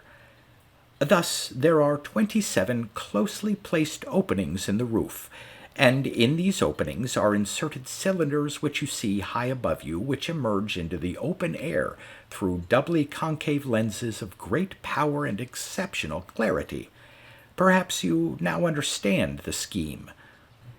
We collect the sun's rays in foci, and then, thanks to a whole series of mirrors and optic lenses made according to my plans and calculations, we conduct them, at times concentrating them, and at other times dispersing them through a whole system of pipes, until the lowest pipes release concentrated sunlight here under the insulated cover into this very narrow and strong cylinder made of vanadium steel, in which there is a whole system of pistons equipped with shutters, something like in a camera, which allow absolutely no light to enter when they are closed.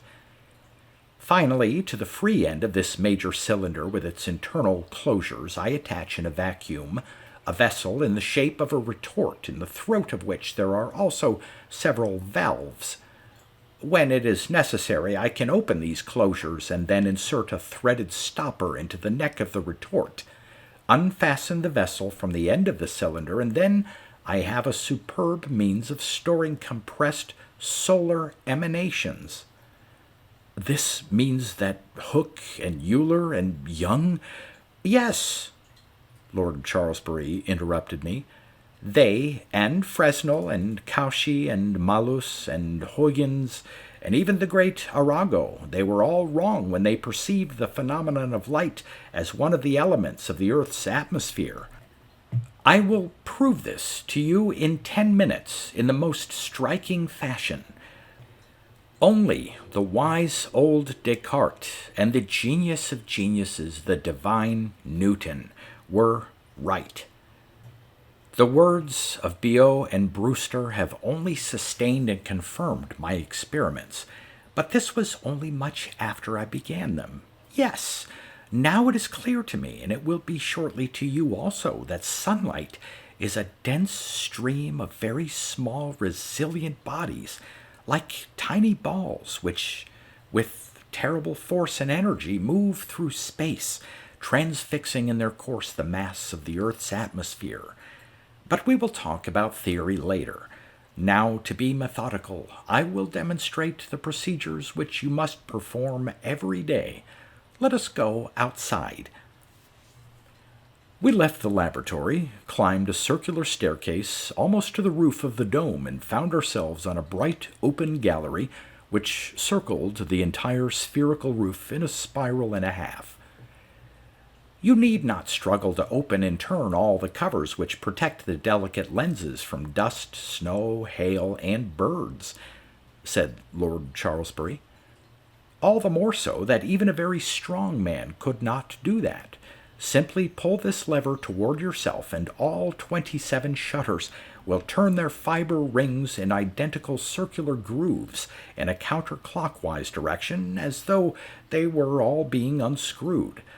Now the covers are free of pressure. You will now press that foot pedal. Watch.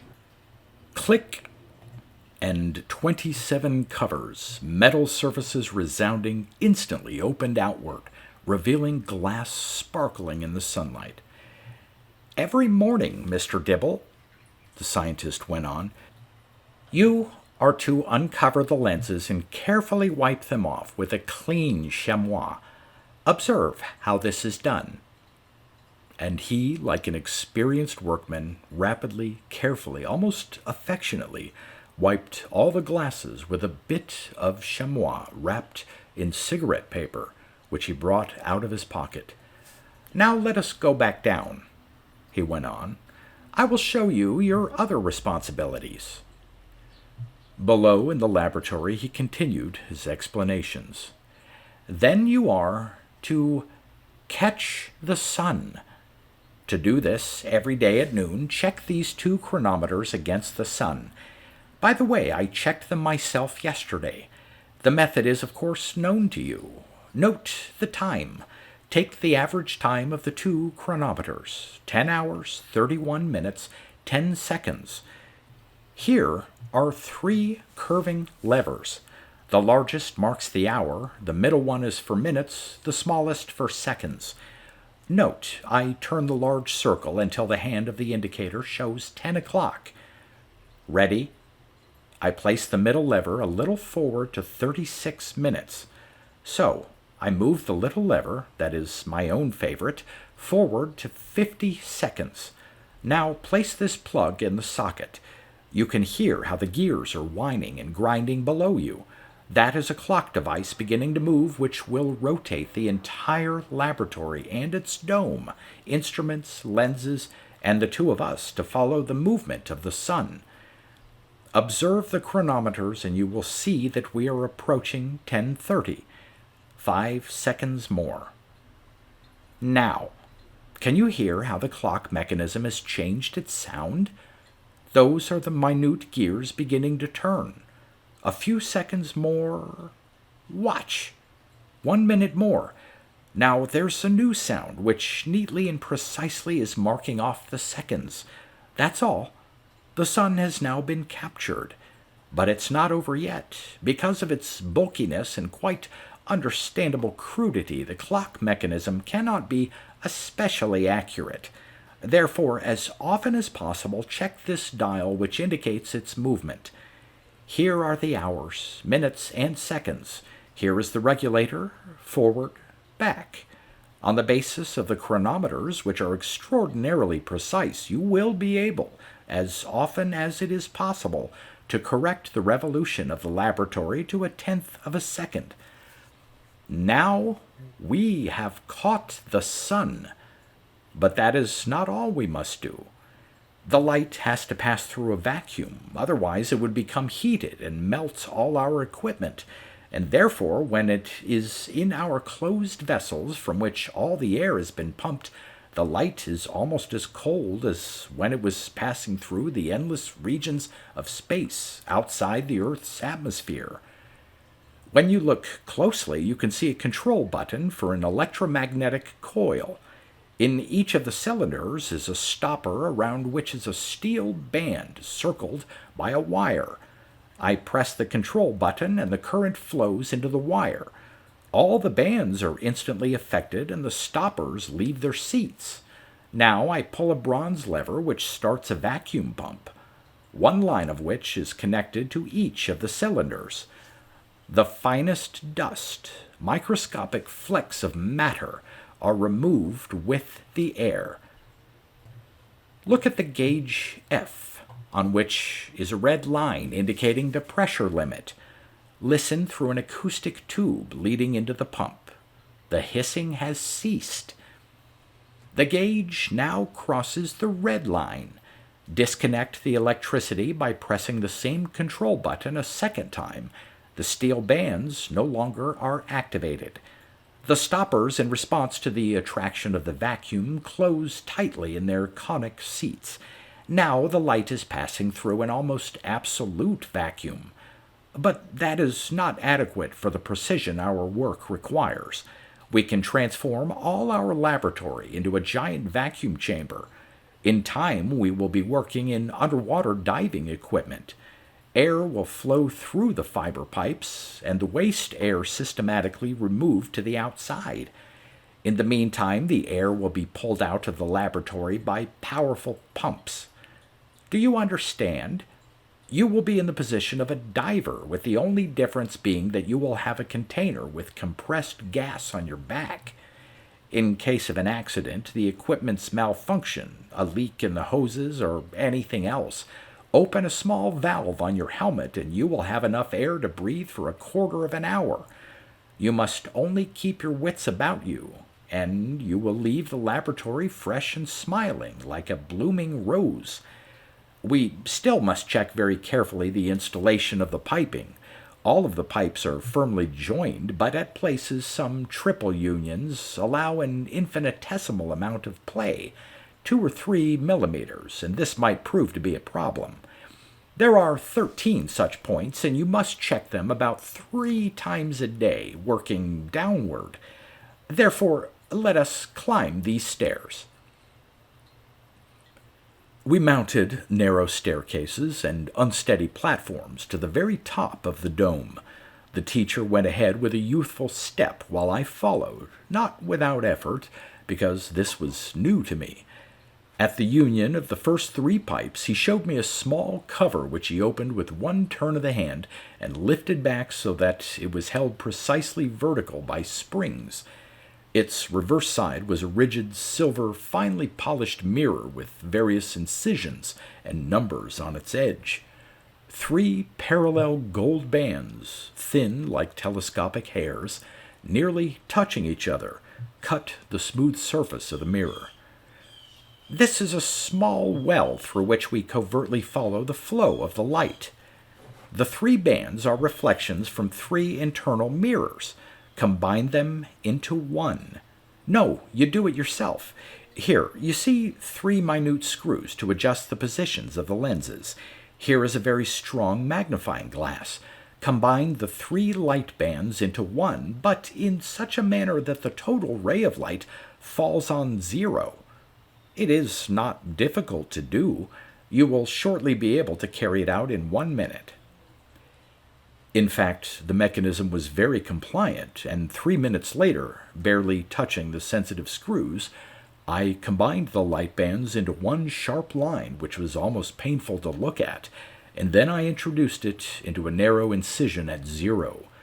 Then I closed the cover and screwed it down.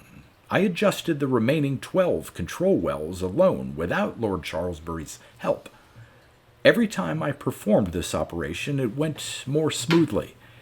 But by the time we reached the 2nd level of the laboratory, my eyes so ached from the bright light that involuntarily the tears streamed down my face. "Put on goggles. Here they are," said my chief, handing me a case. But I could not approach the final cylinder, which we were to adjust in its location inside the isolation chamber. My eyes would not accept the glare. "Take some darker glasses," said Lord Charlesbury. "I have them in 10 shades. Today we will attach the lenses which you brought yesterday to the main cylinder, and then direct observation will be 3 times as difficult. Good, that's right. Now I am activating an internal piston. I'm opening the valve of a hydraulic pump. I'm also opening a valve with liquid carbon dioxide. Now the temperature inside the cylinder has reached 150 degrees centigrade, and the pressure is equal to 20 atmospheres. The latter is indicated by a gauge, the former by a Witkowski thermometer, which I have improved. The following is now underway in the cylinder. Light is passing through it in a dense vertical stream of blinding brightness, approximately the diameter of a pencil. The valve, actuated by an electric current, is opening and closing its shutter in 1,000th of a second. The valve sends the light on through a small, highly convex lens. From there, the stream of light emerges, yet denser, narrower, and brighter. There are 5 such valves and lenses in each cylinder. Under the compression of the last, smallest, and most powerful piston, a needle-thin stream of light flows into the vessel, passing through 3 valves in series. That is the basis of my liquid sunlight collector," my teacher said triumphantly. "Now, in order that there can be no doubts at all, we will conduct an experiment. Press Control Button A. You have just stopped the movement of the valve. Lift that bronze lever. Now you have closed the interior covers of the collecting glasses in the building's dome. Turn the red valve as far as it will go, and lower handle C. The pressure is now released and the supply of carbon dioxide cut off. Now you must close the vessel. This is done by 10 turns of the small rounded lever. Everything is now complete, my friend. Notice how I disconnect the receiver vessel from the cylinder. See, I have it in my hands now. It weighs no more than 20 pounds. Its internal shutters are controlled by minute screws on the exterior of the cylinder. I am now opening wide the first and largest shutter, then the intermediate one. The final shutter I will open only 1/2 a micron. But first, go and turn off the electric lights." I obeyed, and the room filled with impenetrable darkness. "Now, watch," I heard Lord Charlesbury's voice from the other end of the laboratory. "I'm opening it." An extraordinary golden light, delicate, radiant, transparent, suddenly flooded the room, softly but clearly outlining its walls, gleaming equipment, and the figure of my teacher himself. And at the same moment I felt on my face and hands something like a warm breath of air. This phenomenon lasted not more than a second or a second and a half. Then heavy darkness concealed everything from my eyes. "Lights, please," exclaimed Lord Charlesbury, and once more I saw him emerging from the door of the glass chamber. His face was pale, but illuminated by joy and pride. "Those were only the first steps, a schoolboy's trials, the first seeds," he said exultantly. "That was not sunlight condensed into a gas, but only a compressed weightless substance. For months I've compressed sunlight in my containers, but not one of them has become heavier by the weight of a human hair. You saw that marvelous, steady, caressing light. Now do you believe in my project?" "Yes," I answered heatedly with profound conviction. "I believe in it, and I bow before an invention of great genius." "But let's go on, still further on. We will lower the temperature inside the cylinder to minus 275 degrees centigrade, to absolute zero. We will raise the hydraulic pressure to thousands, 20-30,000 times the Earth's atmosphere. We will replace our 8-inch light collectors with powerful 50-inch models. We will melt pounds of diamonds by a technique I have developed and pour them into lenses to the specifications we require and place them in our instruments. Perhaps I will not live to see the time when men will compress the sun's rays into a liquid form, but I believe and I feel that I will compress them to the density of a gas.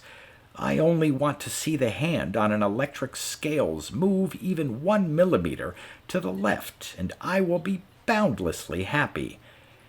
But time is passing. Let us lunch, and then before dinner we will concern ourselves with the installation of our new diamond lenses. Beginning tomorrow, we will work together. For a week you will be with me as an ordinary worker, as a simple, obedient helper. A week from now we will exchange roles. The third week I will give you a helper to whom in my presence you will teach all the procedures with the instruments. Then I will give you complete freedom. I trust you," he said briskly with a captivating, charming smile, and reached out to shake my hand. I remember very well that evening and dinner with Lord Charlesbury. Lady Charlesbury was in a red silk dress, and her red mouth against her pale, slightly weary face glowed like a purple flower, like an incandescent ember. De Monderic, whom I saw at dinner for the first time that day, was alert, handsome, and elegant, as I had never seen him either before or afterwards, while I felt enervated and overwhelmed by the flood of impressions I had received during the day. At first I thought that he had spent the day at his customary simple labors, mostly observations, but it was not I, but Lady Charlesbury, who first drew our attention to the fact that the electrician's left hand was bandaged to above the knuckles. De Monderic modestly recounted how he had scraped his hand as he was climbing down a wall with an insufficiently tightened safety belt. That evening he dominated the conversation, but gently and with tact. He told about his journeys to Abyssinia, where he prospected for gold in the mountain valleys on the verge of the Sahara, about lion hunting, the races at Epsom, fox hunting in the north of England, and about Oscar Wilde, then becoming fashionable and with whom he was personally acquainted. He had a surprising and probably too rare conversational trait, which, I will add, I have never noticed in anyone else. When he told a story, he was extremely abstracted. He never spoke of himself, nor in his own voice, but by some mysterious means his personality, remaining in the background, was illuminated, now in mild, now in heroic half-tones. Now he was looking at Lady Charlesbury much less frequently than she at him. Only from time to time his caressing and languid eyes passed over her from under his long, lowered lashes. But she hardly took her grave and mysterious eyes away from him. Her gaze followed the movements of his hands and head, his mouth and eyes. Strange! That evening she reminded me of a child's toy, a tin fish or a duck with a bit of iron in its mouth, which involuntarily, obediently follows after a magnetized stick which compels it from a distance. Frequently, in alarm, I observed the expression on my host's face, but he was serenely high-spirited and composed. After dinner, when de Monderic asked permission to smoke, Lady Charlesbury herself offered to play billiards with him. They left, while the host and I made our way into his study. "How about a game of chess?" he said. "Do you play?" "Indifferently, but always with pleasure." "And do you know what else has happened? Let us have a glass of some lively wine." He pressed a button. "What is the occasion?" I asked. "You already have guessed, because it seems to me I have found in you an assistant, and if fate wills it, someone to carry on my work." "Oh, sir!" "1 minute. What drink would you prefer?" "I'm ashamed to admit that I'm no expert in such matters." "Very well. In such a case I will name 4 drinks which I love, and a 5th which I detest.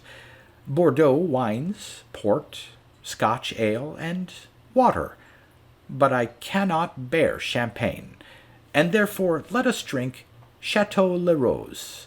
My dear Sambo," he commanded the butler, who stood near, waiting, "a bottle of Chateau Le Rose."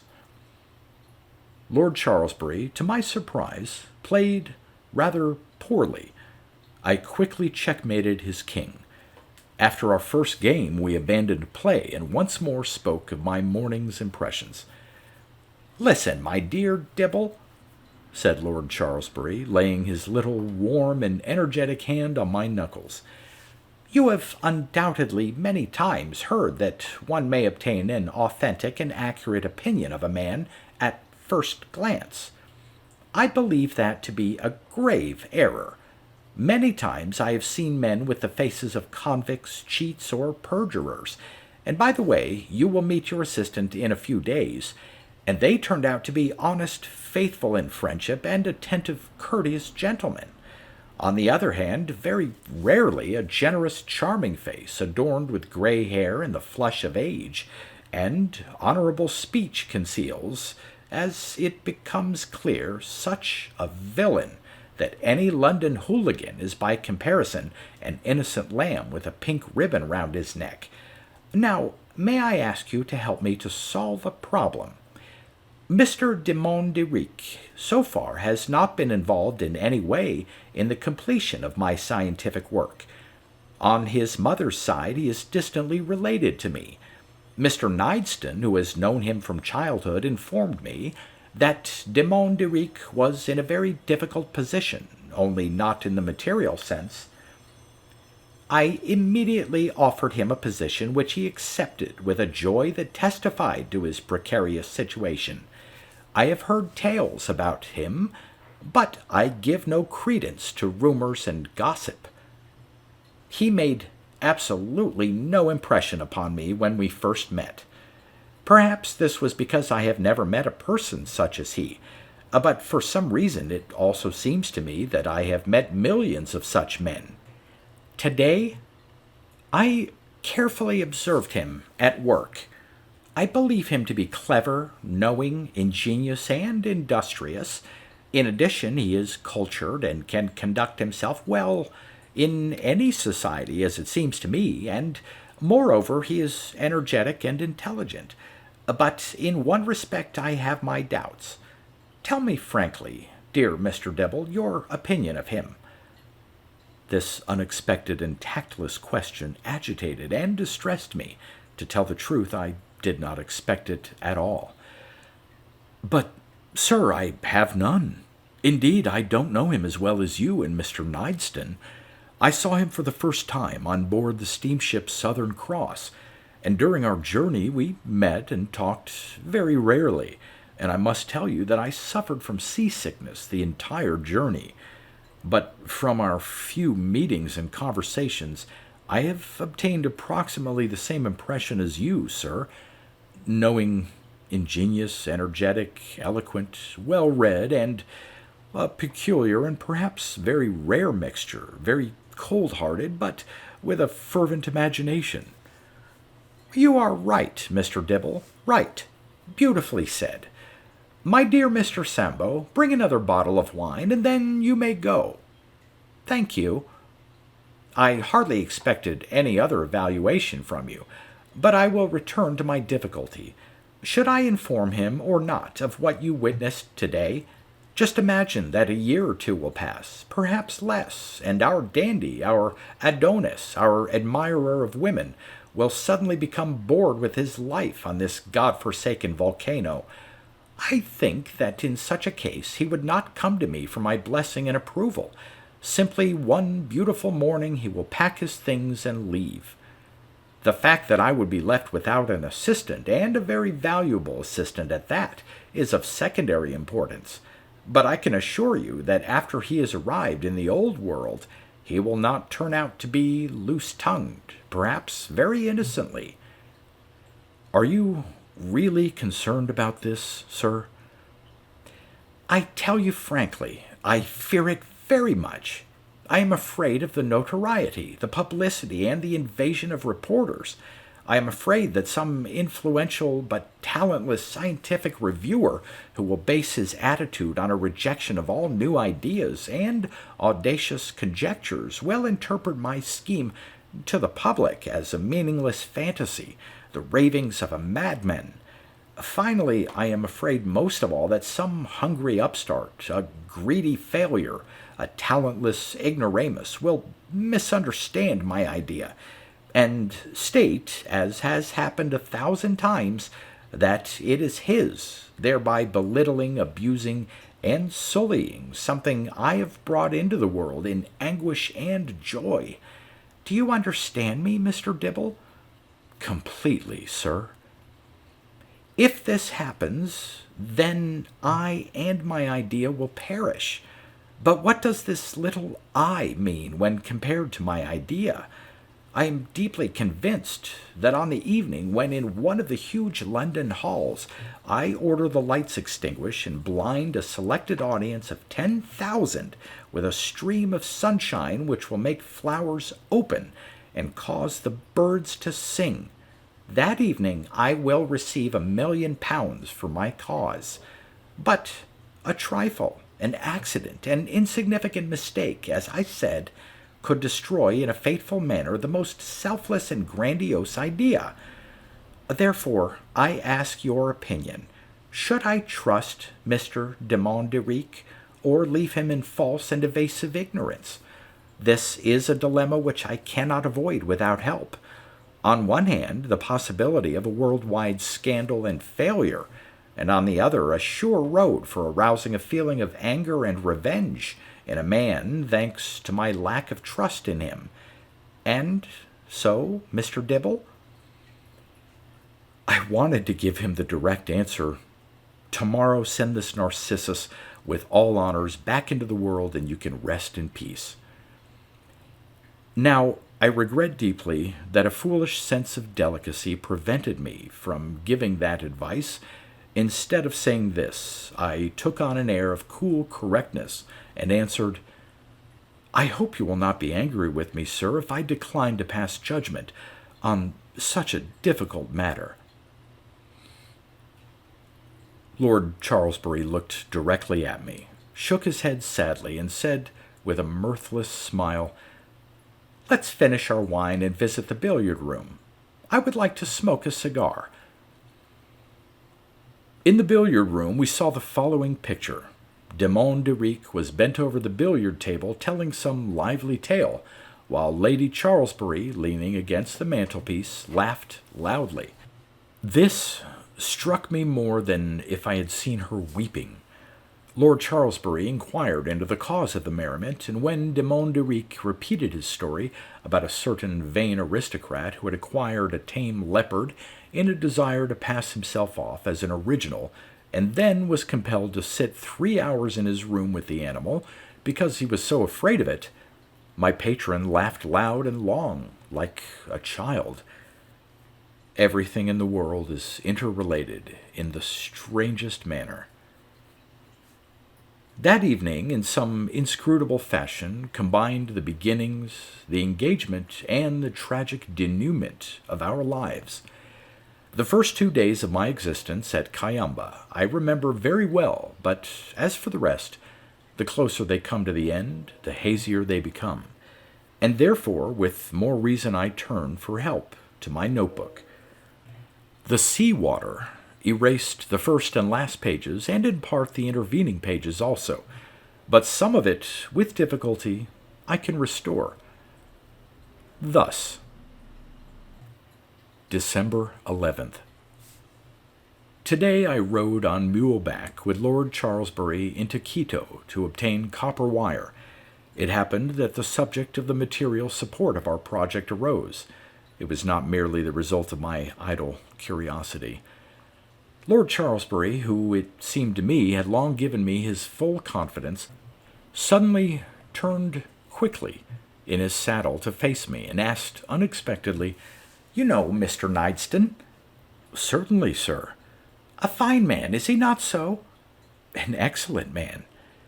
"And is it not true, in the world, dry and something of a formalist?" "Yes, sir, but he is also capable of great enthusiasm, and even of high emotion." "You are observant, Mr. Dibble," my mentor answered. "You should know that for 15 years he has believed in me and my idea as stubbornly as a Mohammedan believes in his Kaaba. You know he is a London solicitor. He not only does not take any pay for my commissions, but long ago he offered to place his own private fortune at my disposal if I so wished.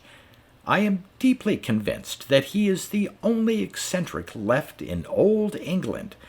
Therefore, let us be of good cheer. December 12th. Today, Lord Charlesbury for the first time showed me the force which drives the timing mechanism which turns the laboratory with the sun. It is obvious, simple, and ingenious. Down the slope of the extinct volcano, a dressed basalt block weighing 35 tons, suspended by a steel cable almost as thick as a man's leg, moves on almost vertical rails. This weight puts the mechanism into motion. It functions exactly for 8 hours, and early in the morning, an old blind mule raises this counterweight with the help of another cable and a system of blocks, without any great effort. December 20th. Today, I sat with Lord Charlesbury after dinner in the hothouse, sunk in the heady odor of narcissi, pomegranates, and tuberoses. Recently my patron has been very withdrawn, and his eyes seemingly begun to lose their beautiful, youthful brightness. I take this to be the result of fatigue, because we are working very hard now. I am sure that he has guessed nothing about it. He suddenly changed the subject of the conversation, as is his wont. Our work is the most selfless and honorable on earth. To think about the happiness of one's children or grandchildren is both natural and egotistical. But you and I are thinking of the lives and happiness of humanity so far in the future that they will not know of us, nor of our poets, kings, or conquerors, about our language and religion, about our national borders, or even the names of our countries. Not for those who are near, but those who come later. Isn't that what our most popular philosopher has said? I am willing to give all my strength to this unselfish and pure service to the distant future. January 3rd. I went to Quito today to accept a shipment from London. My relationship with Mr. de Monderique has become cold, almost inimical. February. Today we completed the work of connecting all our piping with the containers of chilling solutions. A combination of ice and salt gives minus 21 degrees centigrade, dry ice and ether minus 80 degrees, hydrogen minus 118 degrees, vaporized dry ice minus 130 degrees, and it seems that we will be able to reduce the atmospheric pressure indefinitely. April. My assistant continues to arouse my interest. He is some kind of a Slav, a Russian, or a Pole, and so it seems an anarchist. He is intelligent and speaks English well, but it seems he prefers not to speak any language at all, but to remain silent. Here is his apprentice. He is tall, thin, slightly round-shouldered. His hair is straight and long and falls onto his face in such a manner that his forehead takes the shape of a trapezoid, the narrow end up. He has a tilted nose with great, open, hairy, but delicate nostrils. His eyes are clear, gray, and boundlessly impertinent.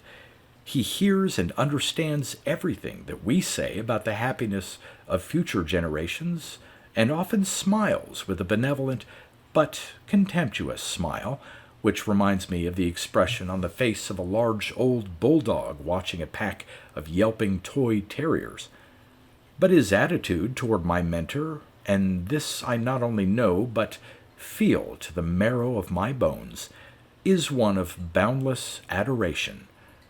My colleague's attitude, de Monderique's attitude, is quite different. He often speaks to the teacher about the idea of liquid sunshine with such false enthusiasm that I blush for shame, and I fear that the technician is mocking our patron.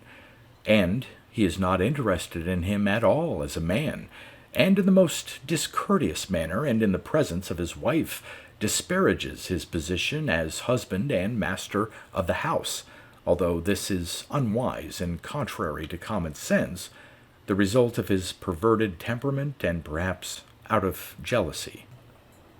May. Let us hail the names of 3 talented Poles, Wróblewski, Olszewski, and Witkowski, and the man who completed their work, Devar. Today we transformed helium into a liquid and, instantly reducing the pressure, reached a temperature of minus 272 degrees centigrade in our major cylinder, and on the dial in the electric scales for the first time moved not 1, but 5 whole millimeters. Silently, in solitude, I bow before you, my dear preceptor and teacher. June 26th. Apparently, de Monderique has come to believe in liquid sunshine, and now without sickening coyness and forced delight. At least today at dinner he made a remarkable statement. He said that in his opinion liquid sunshine would have a brilliant future as an explosive substance in mines or projectiles. I objected, it is true, rather violently in German.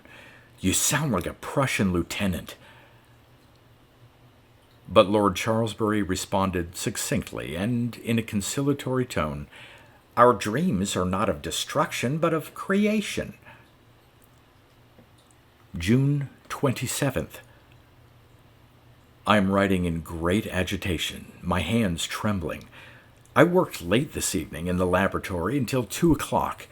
It was a matter of urgency to instill a cooling unit. As I was returning to my quarters, the moon shone brightly. I was wearing warm sealskin boots, and my footsteps on the frozen path could not be heard. My route lay in shadow. Reaching my door, I stopped when I heard voices. "Come in, Mary dear, for God's sake.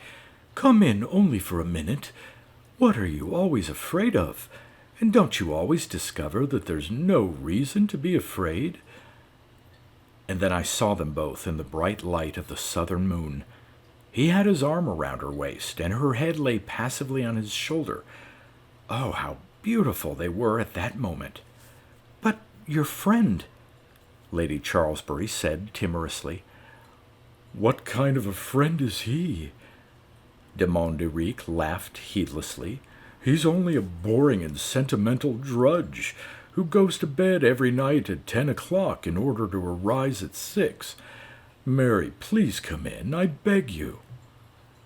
And both of them, their arms around each other, went onto the porch illuminated by the blue light of the moon and disappeared in an open door.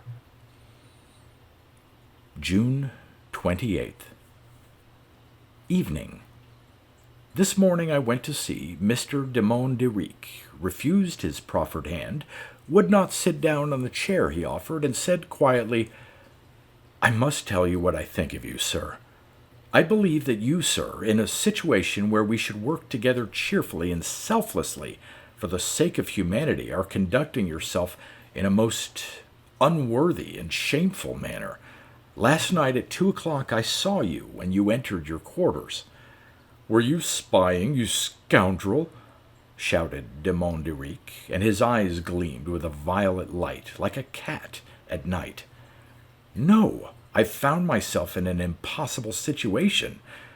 I did not speak out, not because I did not want to cause you pain, but because I did not want to harm another person. But this gives me more reason than ever to tell you to your face that you, sir, are a villain and a sneak." "You will pay for that with your blood, with a weapon in your hands," shouted de Monderique, leaping to his feet. "No," I answered firmly. "First of all, we have no reason to fight, except that I called you a villain, but not in the presence of witnesses, and secondly, because I am engaged in a great work of worldwide importance, and I do not want to abandon it, thanks to your ridiculous bullet, until it is completed. Thirdly, would it not be easiest of all for you to pack your bags, mount the first mule available, leave for Quito, and then by your previous route return to hospitable England? Or did you dishonor someone or steal money there, Mr. Scoundrel?" He leaped to the table and seized a leather whip which lay there. "I'll kill you like a dog," he roared. But I remembered my old boxing skills. Acting quickly, I feinted with my left hand, and then hit him with my right below his chin. He cried out, spun like a top, and blood rushed out of his nose. I walked out. June 29th. "Why is it that I haven't seen Mr. de Monderique today?" Lord Charlesbury asked unexpectedly. "It seems he isn't well," I answered, avoiding his eyes. We were sitting together on the northern slope of the volcano. It was 9 in the evening, and the moon had not yet risen. Near us stood 2 porters and my mysterious helper, Peter.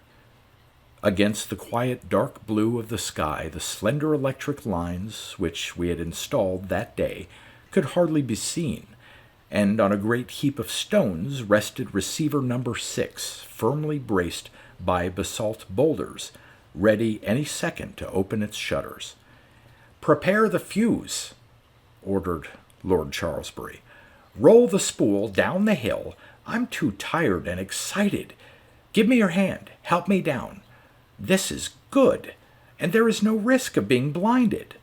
Think on it, my dear Dibble. Think on it, my dear boy. Now the two of us, in the name of glory and the happiness of future mankind, will light all the world with sunshine concentrated in gaseous form. Ready! Light the fuse!" The fiery snake of the lighted fuse ran up the hill and disappeared over the edge of the deep defile in which we sat. Listening carefully, I could hear the instantaneous click of contacts closing and the penetrating roar of motors. According to our calculations, gaseous sunshine should issue from the containers next to the explosion sites at a rate of approximately 6,000 feet per second. At that moment above our heads there was a flash of blinding sunlight, at which the trees below rustled. Clouds turned pink in the sky.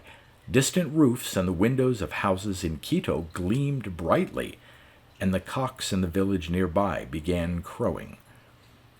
When the light faded as quickly as it had appeared, my teacher pressed the button on a stopwatch, turned his flashlight on it, and said, "It burned for 1 minute and 11 seconds. This is a genuine triumph, Mr. Dibble.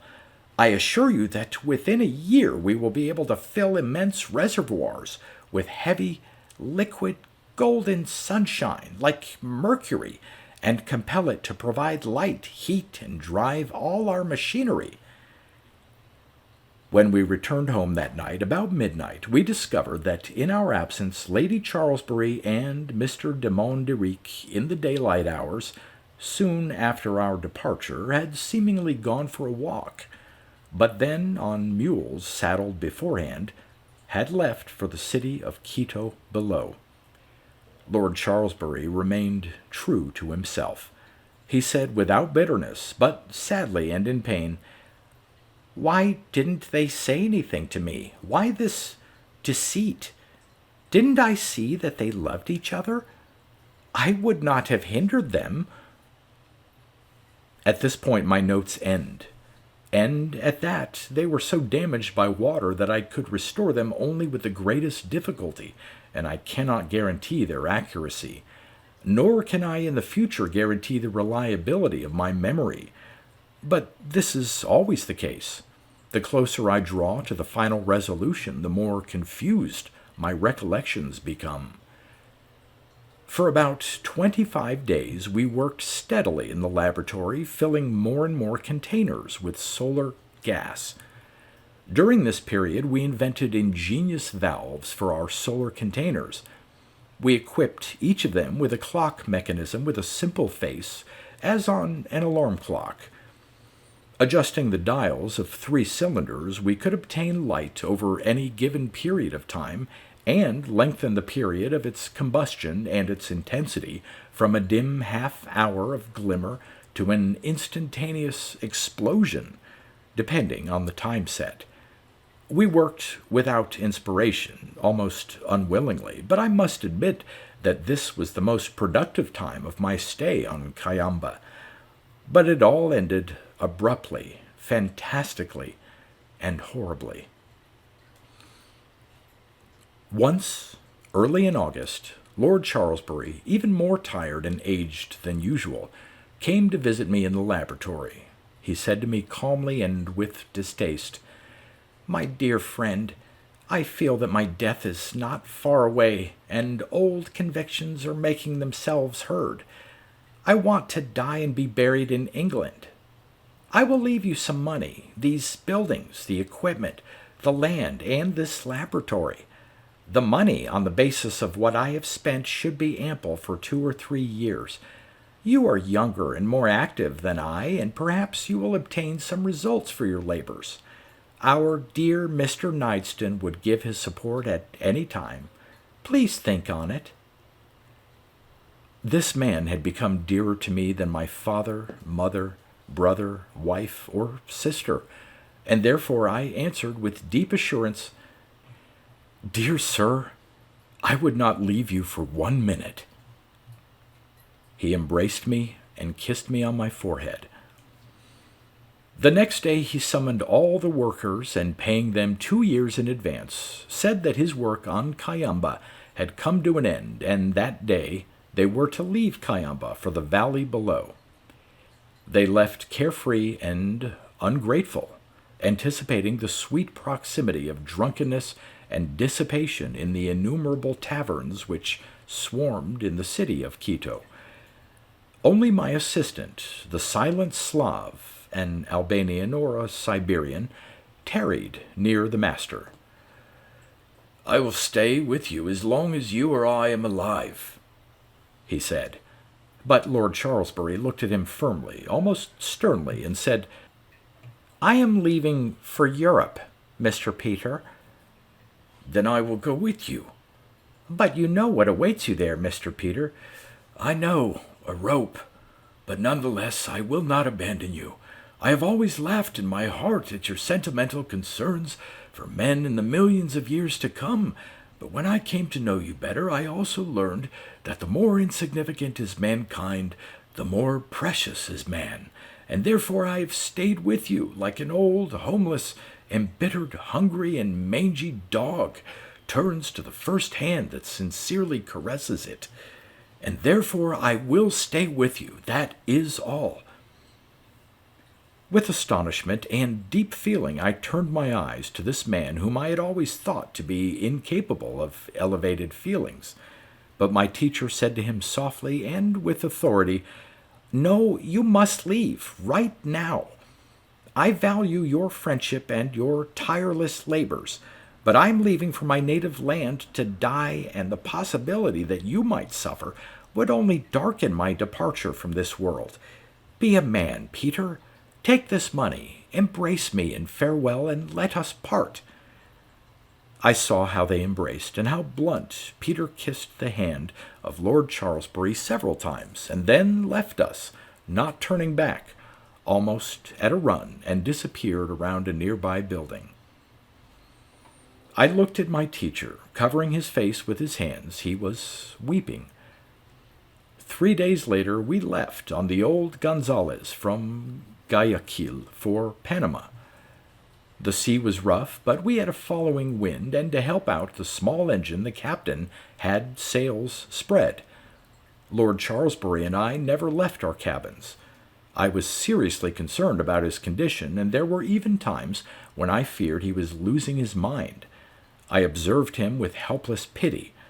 I was especially troubled by the manner in which he invariably referred, after every 2 or 3 phrases, to container number 216, which we had left behind on Cayamba, and every time he referred to it, he would say through tight lips, "Did I forget? How could I forget?" But then his speech would become melancholy and abstracted. "Do not think," he said, "that a petty personal tragedy forced me to abandon my work and the persistent searches and inspirations which I have patiently worked out during the course of my conscious life, but circumstances jarred my thoughts. Recently I have much altered my ideas and judgments, but only on a different plane than before. If only you knew how difficult it has been to alter my view of life at the age of 65. I have come to believe, or more correctly, to feel, that the future of mankind is not worth our concern or our selfless work. Mankind, growing more degenerate every day, is becoming flabbier, more decadent, and hard-hearted. Society is falling under the power of the crudest despotism in the world, capital. Trusts manipulating the supply of meat, kerosene, and sugar are creating a generation of fabulous millionaires, and next to them millions of hungry, unemployed thieves and murderers. And so it will be forever. And my idea of prolonging the sun's life for the earth will become the property of a handful of villains who will control it or employ my liquid sunshine in shells or bombs of unheard-of power. No, I do not want that. Ah, my God, that container! How could I forget? How could I?" And Lord Charlesbury clapped his hands to his head. "What troubles you, my dear teacher?" I asked. "You see, kind Henry, I fear that I have made a small but fateful mistake." But I heard no more. Suddenly in the east flashed an enormous golden flame. In a moment the sky and the sea were all agleam. Then followed a deafening roar, and a burning whirlwind threw me to the deck. I lost consciousness and revived only when I heard my teacher's voice above me. "What?" asked Lord Charlesbury. "Are you blind?" "Yes, I can see nothing except rainbow-colored circles before my eyes. Was it some kind of a catastrophe, Professor? Why did you do it or allow it to happen? Didn't you foresee it?" But he softly laid his beautiful little white hand on my shoulder and said in a deep and gentle voice, and from that touch in his confident tone, I immediately was calmed. "Don't you believe me? Wait a moment. Close your eyes tightly and cover them with the palm of your right hand and hold it there until I stop talking or until you catch a glimpse of light. Then, before you open your eyes, put on these glasses which I am placing in your left hand. They are very dark. Listen to me. It seems that you have come to know me better in a brief time than anyone else close to me. It was only for your sake, my dear friend, that I did not take on my conscience a cruel and pointless experiment which might have brought death to tens of thousands of people. But what difference would the existence of these dissolute blacks, drunken Indians, and degenerate Spaniards have made? If the Republic of Ecuador, with its intrigues, mercenary attitudes, and revolutions, were instantly transformed into a great door to hell, there would be no loss to science, the arts, or history. I am only a little sorry for my intelligent, patient, and affectionate mules. I will tell you candidly that I would have not hesitated for a second to sacrifice you and millions of lives to the triumph of my idea, if only I were convinced of its significance. But as I said only 3 minutes ago, I have become totally disillusioned about the future generation's ability to love, to be happy, and to sacrifice themselves. Do you think I could take revenge on a tiny part of humanity for my great philosophical error? But there is one thing for which I cannot forgive myself. That was a purely technical mistake, a mistake which could have been made by any workman. I am like a craftsman who has worked for 20 years with a complicated machine, and on the next day falls into melancholy over his family affairs, forgets his work, ignores the rhythm of his machine so that a belt parts and kills several unthinking workmen. You see, I have been tormented by the idea that thanks to my forgetfulness for the first time in 20 years, I neglected to shut down the controls on container number 216 and left it set at full power. And that realization, like a nightmare, pursued me on board this ship. And I was right. The container exploded, and as a result the other storage units also. Once more it was my mistake. Rather than storing such amounts of liquid sunshine, I should have conducted preliminary experiments, it is true at the risk of my life, on the explosive capabilities of compressed light. Now, look in this direction. And he gently but firmly turned my head toward the east. Remove your hand and then slowly, slowly open your eyes. At that moment, with extraordinary clarity, the way, they say, that occurs in the seconds before death, I saw a smoking red glow to the east, now contracting, now expanding, the steamship's listing deck, waves lashing over the railings, an angry, bloody sea, and dark purple clouds in the sky, and a beautiful, calm face with a gray, silken beard and eyes which shone like mournful stars. A stifling hot wind blew from the shore. "A fire?"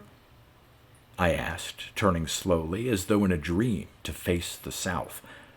There, above Cayamba's summit, stood a thick, smoky column of fire cut by rapid flashes of lightning.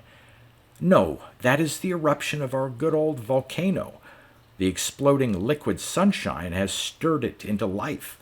You must agree that it has enormous power, and to think it was all in vain. I understood nothing. My head was spinning, and then I heard a strange voice near me, both gentle, like a mother's voice, and commanding, like that of a dictator. "Sit on this bale and do everything faithfully as I tell you. Here is a life belt. Put it on and fasten it securely under your arms, but do not restrict your breathing. Here is a flask of brandy which you are to place in your left chest pocket along with 3 bars of chocolate, and here is a waterproof envelope with money and letters.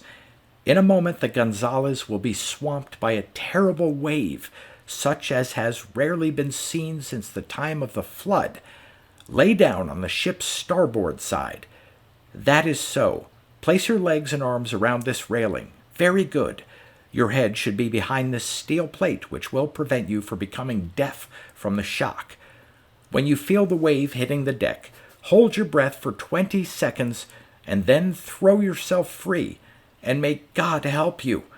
This is all I can wish and advise you. And if you are condemned to die so early and so stupidly, I would like to hear you forgive me.